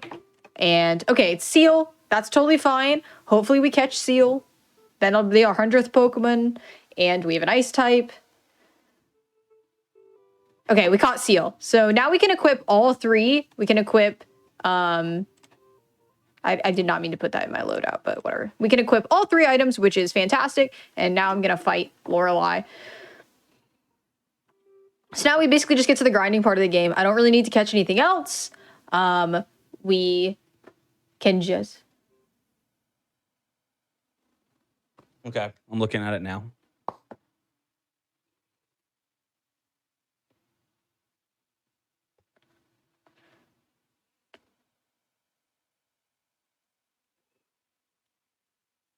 I can totally pause if we need to.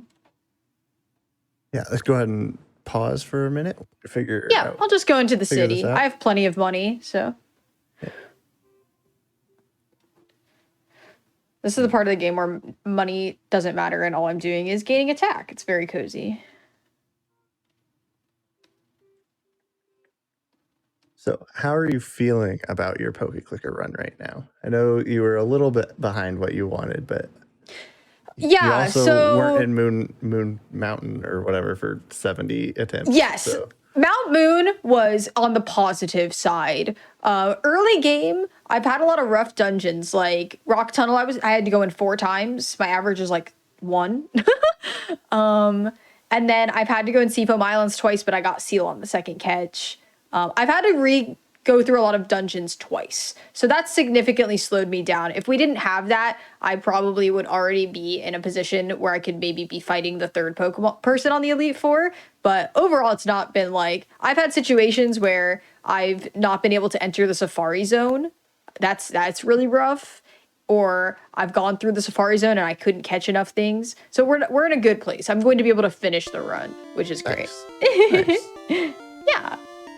And it's fun. I like doing this category. It's a lot more comfortable than if you're doing champion with an auto clicker, which is the other category that I do.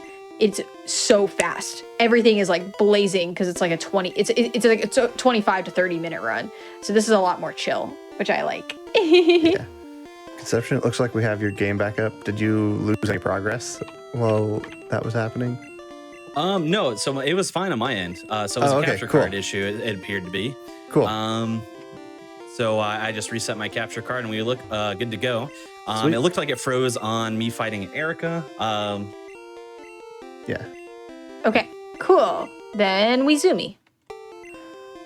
Oh yeah. Let's see if I can beat Bruno. Actually, no, I need to get more lucky eggs. I want my lucky eggs to be burning the rest of the run and also X attacks. So I need to buy enough of those to let that happen. All right, now we'll fight Bruno. Bruno becomes the new grind point for the rest of the run. So from 8,000 attack to 10,500, I'm just gonna hold the 2 key and we're gonna fight Bruno a heck ton of times.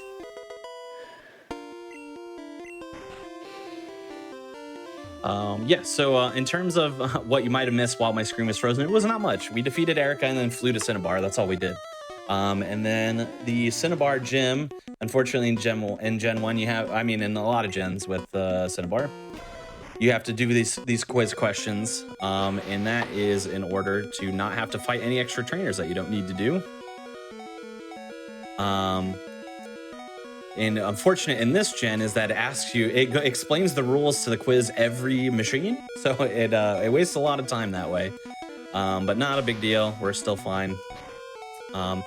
And Blaine is really nothing. We're ground types, so we can kind of stomp on these fire types. The fastest way to do it is we actually earthquake the Growlithe at the beginning because it likes to spam agility, which means it will make our X accuracy horn drill miss because it's faster than us. We have to be faster than that for that one hit KO to work. I believe that's the mechanics of it anyway. So we earthquake it and then we horn drill the rest, just for sake and easiness. And then of course we can dig out of Blaine's gym because it makes sense. We can dig out of Blaine's gym. Yeah. Why not? On to Sabrina right away. And fun fact, it's actually faster to fly to Celadon and then bike to Sabrina's gym than it is to fly to, what's the Saffron? I couldn't think of the name of the town. Than it is to fly to Saffron because Saffron's Pokemon Center is all the way at the bottom of the city. So it's actually faster to just take the bike on over from Celadon than it is to walk all the way north. Or bike all the way north, I should say. I'm debating if I want to go back and catch some things. Like, I haven't caught Onyx, I haven't caught Cubone, I haven't caught some of the things in the Safari Zone, but it's like, I technically have enough to win. It just might be very slow because there reaches a cap. If your Pokemon gets to level 100, you know, they can't level up anymore. They can't give you any more attack. So even having 1 or 2 more Pokemon might make this faster. It's just, it's really hard to know at this stage of the game if it's worth it or not. I think I might try for Onyx. Yeah. I'm gonna go here and try for Onyx.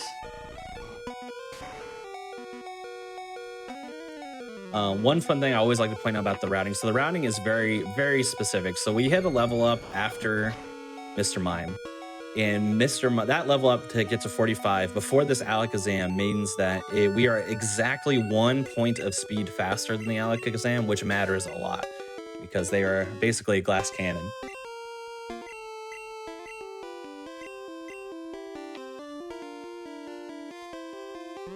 And then, of course, we can dig out of Sabrina's gym. Naturally. Yeah, just makes sense. Oops. Dang, I encountered the Picnicker and I did not catch Onyx, so I'm gonna chill for now and just grind on Bruno, I guess. It happens. Wanted to try for it.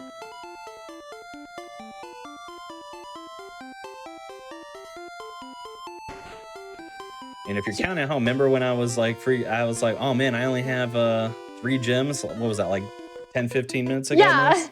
I have 7 now. So Wow, okay. Yeah. You're human. It makes sense though. You want to get as strong as you can and then just pew pew pew. There's no reason to fight them earlier. Mm-hmm. That's exactly right. And it's especially the order that, so before we found RNG manipulation in this run, the order in which we would do Erica, Blaine, Sabrina actually mattered based off of the stats of your Nidoking. The reason why is that the ideally, if you can, you want to be faster than Sabrina's Alakazam. That's the dangerous one. So if you had a high enough speed point, then you could just make it so that, you know, you can do Erica, Blaine, Sabrina. But if your speed would never have been fast enough, then you have to buy some more X items. You have to do the badges in different order because then at that point it doesn't matter what if you defeat Sabrina last or not. Okay, so so fun fact. So we saved before this fight only because this Macho can kill us. It's not likely to kill us, but it can. It would kill us if it used Karate Chop, which it did. Karate Chop is a move that has a very high crit chance. I forget what the percentage is, but it's super high. And usually if it uses Karate Chop, it crits and we die. But we got the rare Karate Chop no crit and we are still alive. Wow.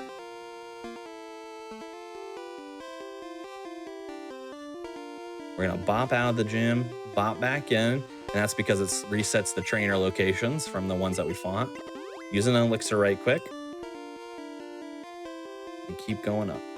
Because now we only needed to fight those 2 trainers, we can get right to Giovanni. And Giovanni is a cakewalk. Really not hard at all.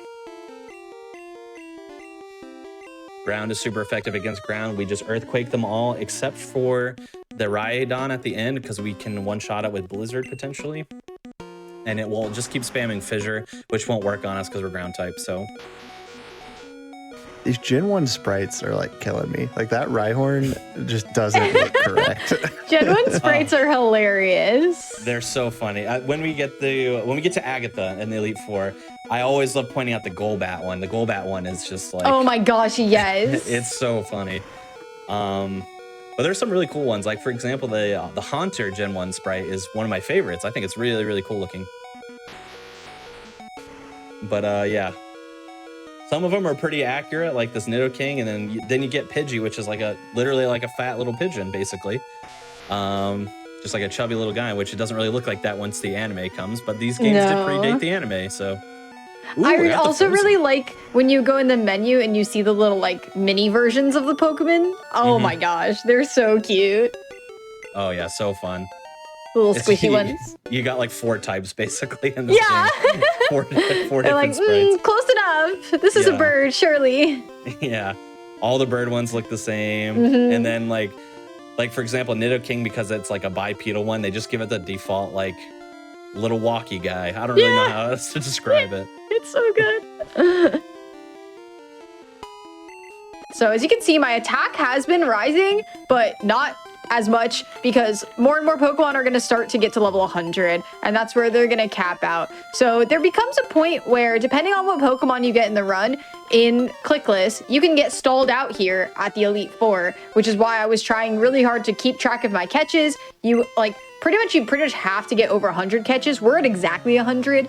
So there could be a point where my attack is going to stop gaining and I need to go out and catch something, which is why I tried earlier to get the Onyx and I didn't get it. So I was like, I'll see if I can win without it. It's possible I need to go back in the Safari Zone and catch a few more things. I'm hoping I won't have to, but we'll see, because I'm going to start to see my attack grind to a halt because, like, you know, Almanite and Kabuto and Magnemite, Magneton, they're all at level 100. More and more people are getting there, and I need my attack to be at 10,600, and we're at 10,002, so we'll see. So hoping you can like breed to get the same Pokemon but with higher attack, right? Is that ever like a strat that plays into this, or is it not just into too slow this to be route? worth it? Yeah. It takes too long, yeah, because then not only do you have to hatch them, right, which takes forever. It basically took me a half hour to hatch the one Machop that we tried earlier. It'll be faster now, but then we have to level that up to a level 100 for it to get the gain. So it's not really worth it. It took this entire time for us to get any of our Pokemon to level 100. It would just take forever.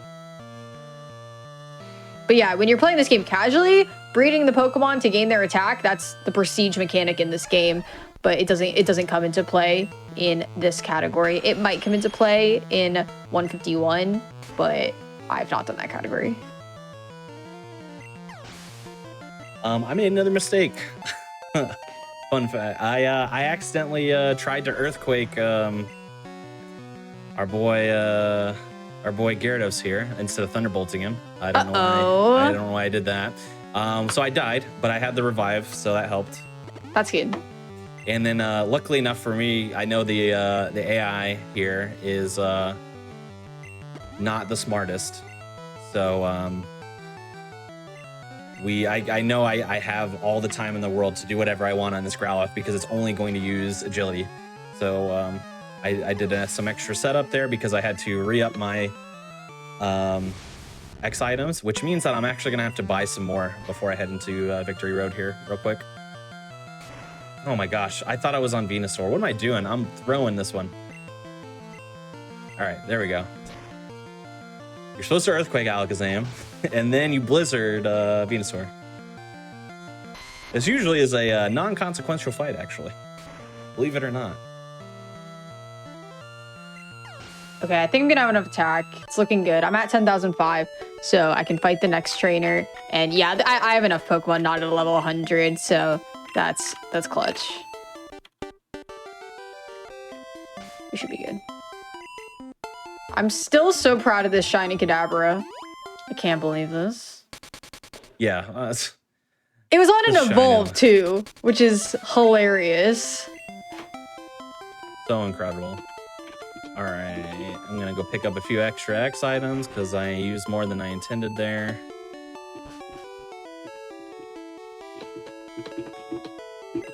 I think I would have been fine, actually. So when I buy extra X items on purpose in case for things like this where I die, but I had already used a couple of extra X-Ax, and then I had to use one extra X special. I'm gonna buy an extra one just to be safe. So instead of like getting all the way to where I would need them and then running out, you know, let's just make sure I have enough while we're still here. In retrospect, would have been faster to get to the Pokemon League first and then do this actually, but that's all right. That's fine.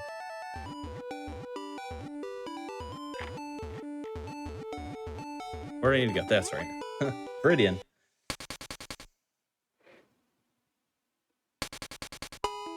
All right, I'm gonna try and fight Lance. Let's see how it goes. We're not at 10-7, but we're like close.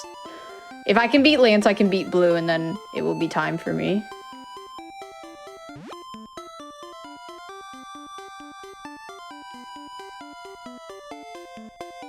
Lance isn't looking too good. Aerodactyl's really easy, but we'll see. This Dragonite's rough. This is why we have to get Seal, is for Lance. Okay, Lance is going down. All right, so time might be close for me. Let's see. See how Blue goes. Blue's the only one that has 6 Pokemon.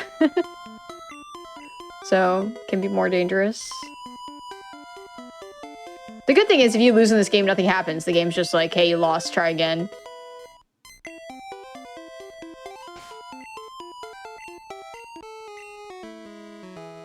I might not have enough for Venusaur, let's see. Oh, it's looking good. Okay. And time.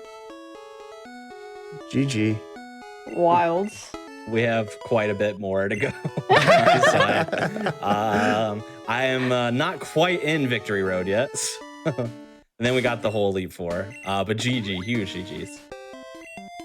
Why? Why did I lose? I've never made any mistakes raising my Pokemon. Darn it! You're the new Pokemon League champion, although I don't like to admit it. Blue, a good loser, as always.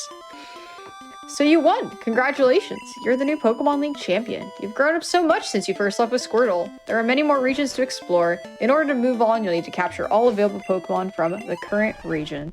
So yeah, once you beat the Elite Four, you basically have to go back and get all 151 before you can move to Johto. PokeClicker does have all the way up to Kalos. I am currently in Kalos in my casual playthrough. I have not beaten the Kalos Elite Four. I can go into Cerulean Cave, which has Mewtwo in it now. What I'm gonna try and do is get another egg, see what we hatch from a dragon egg. That'd be fun, and just hang out.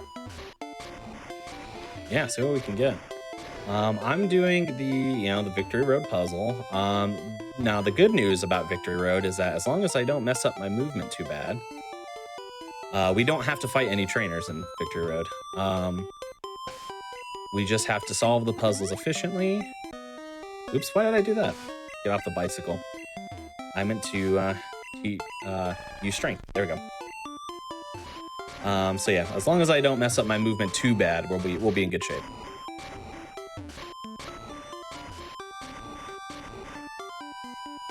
Yeah, when we initially set up this race, my time was like over 2 hours, and then I accidentally got the world record this week, so that was fun. I really like this game, and it's been really fun to help to route it and get more interest in it.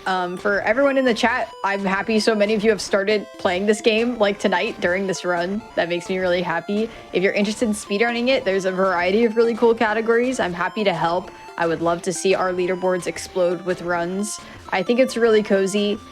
Speedrunning idle games is really fun. As I said earlier, I also speedrun Candy Box too. and just seeing more people appreciate idle game speedruns makes me really happy. So I'm glad people enjoyed this game and are getting into it. Yeah, we're gonna have to get more idle game representation in these shows because this is pretty Right? cool. They're so fun. Oh yeah, they're great. They're I definitely. gotta see which a other lot of ones I fun. can speedrun.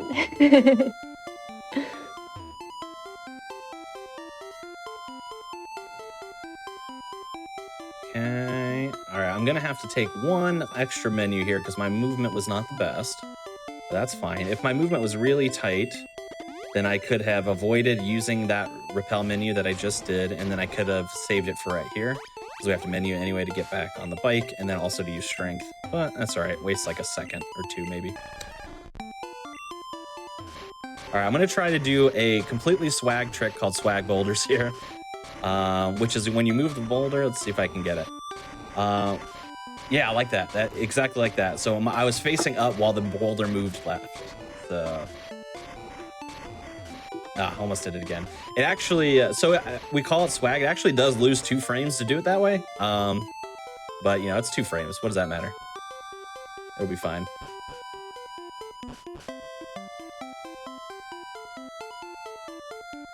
And then, so normally, what I would do here is I would have more revives and I would actually take my entire party in with me. But because I had such an egregious mess up on the Viridian rival, we're gonna do something a little different, but you would do this in like a PB attempt, which is you're gonna deposit two of the 4 Pokemon in your party. You're gonna keep your Nidoking, obviously, but you're also going to keep your flyer.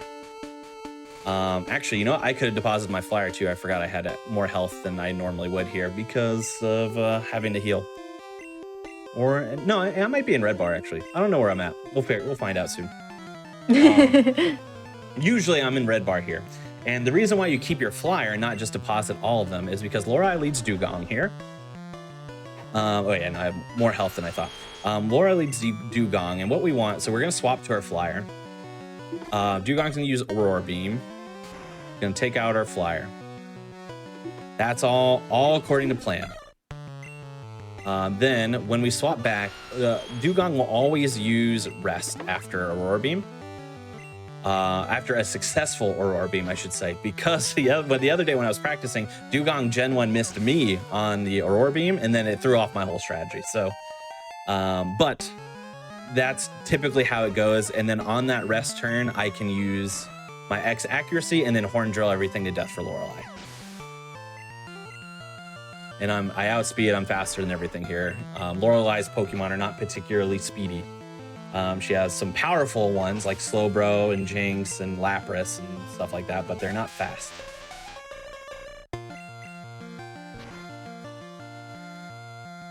That Slowbro sprite was something else. Yeah. Mm-hmm. But then you get Lapras, which is like pretty close. Pretty close. Yeah, that's just a Lapras. That's fine. That's not bad. But then Bruno's got some sprites coming up here, so that we'll get to see.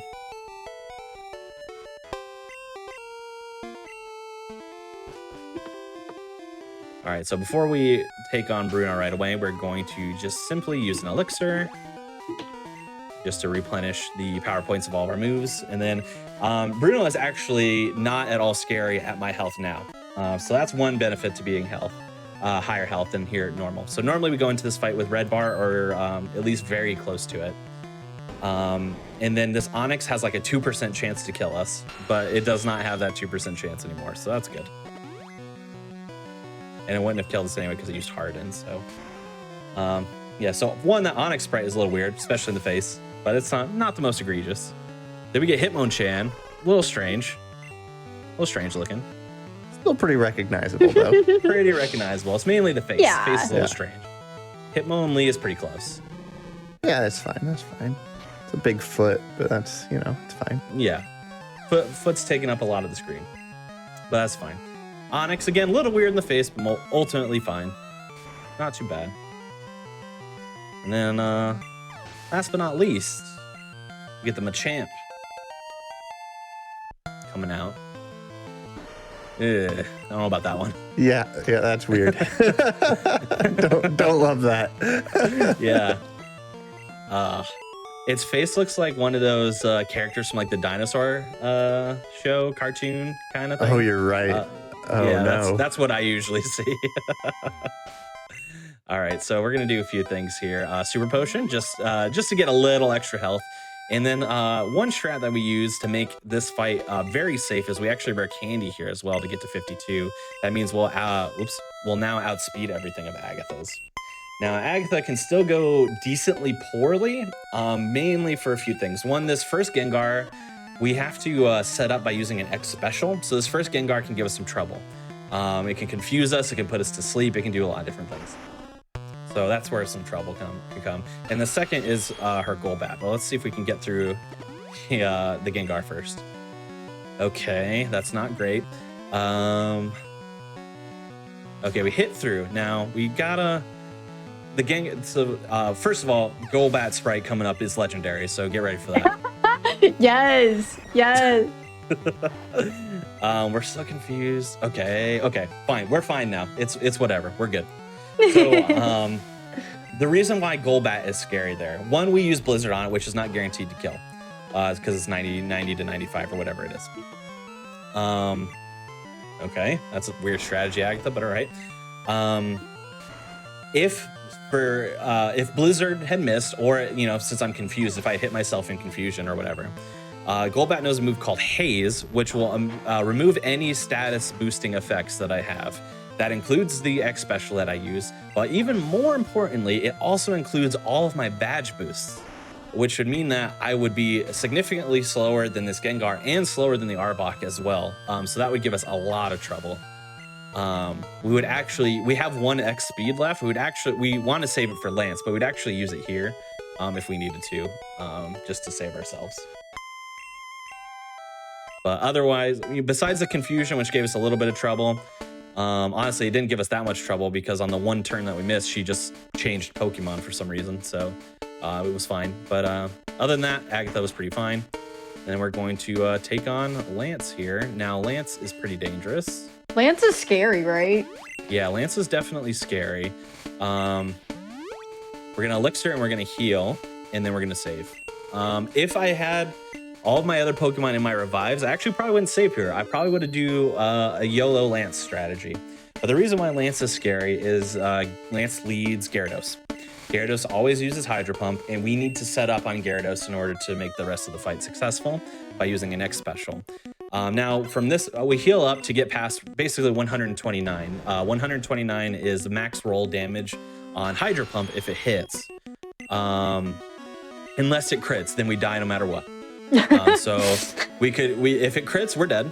If it crits, goodbye. Yep. Okay. It didn't crit, so we're fine. But yeah, that's the reason why we save in case of the crit death. Yeah. Hydro Pump can also just miss. It's not 100% accurate, I don't believe. So it can just miss, which would be fine as well. But if it had crit, which Gyarados loves to crit, we would be dead for sure, with no way to revive ourselves. We're gonna use the X speed here, so that even though Dragonair uses agility on this turn, we'll still be faster than it next turn.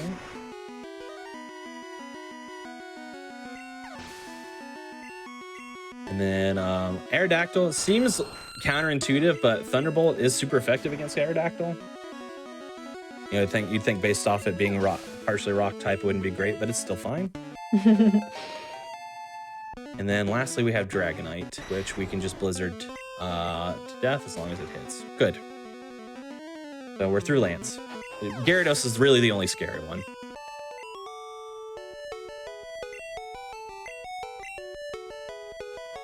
All right, not too shabby. Our health is in a decent spot as well, so I'm not going to heal or do anything strange besides save.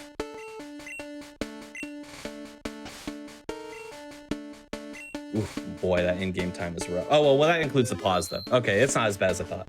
Yeah, no, we were pausing. yeah, we took that long break. I mean, this is not a good time for me, for the record, but it's going to be underestimate.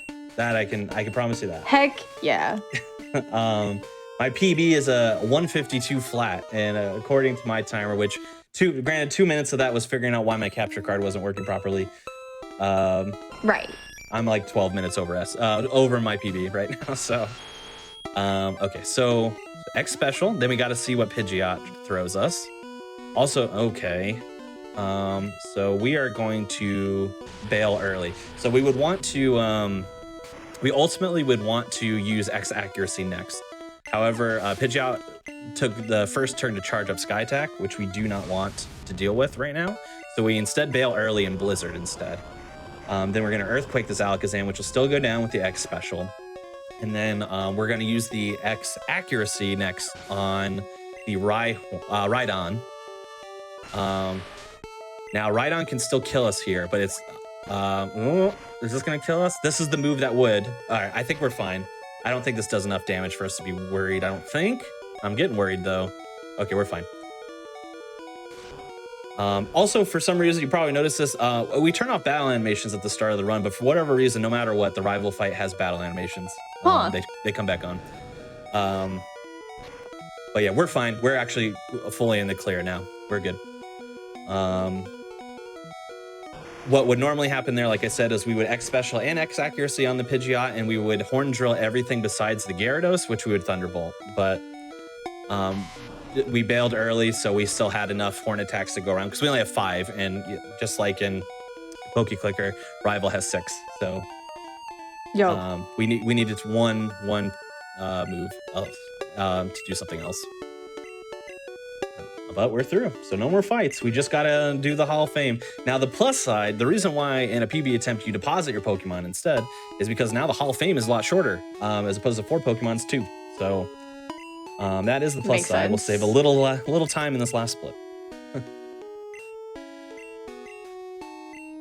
All right. Well, while you're finishing that up, why don't you two tell us where everyone can find you and what you do and everything? Sure. Except you want to go ahead?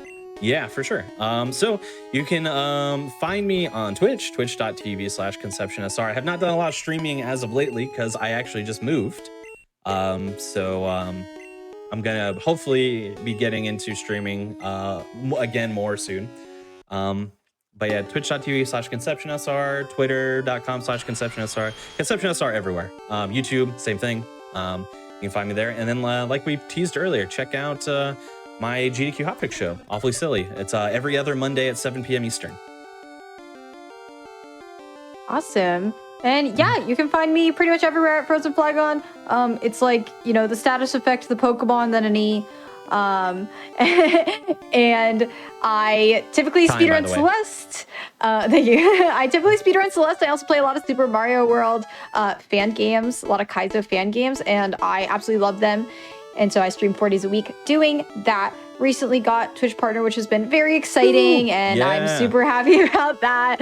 Found out just before Thanksgiving, and it's been a wild ride. And so I'm just super, super excited about how streaming things have been going. So I would love to see you there. And yeah, I also run a GDQ Hotfix show as well every other Sunday at 4 p.m. Eastern, and we got one this Sunday. So if you had a good time, you want to hang out, would love to see you there. Also, if you want to just talk to me about Poke Clicker, you can do that too. Yeah, everyone go to frozenflygone for all your Poke Clicker needs. That's the thing.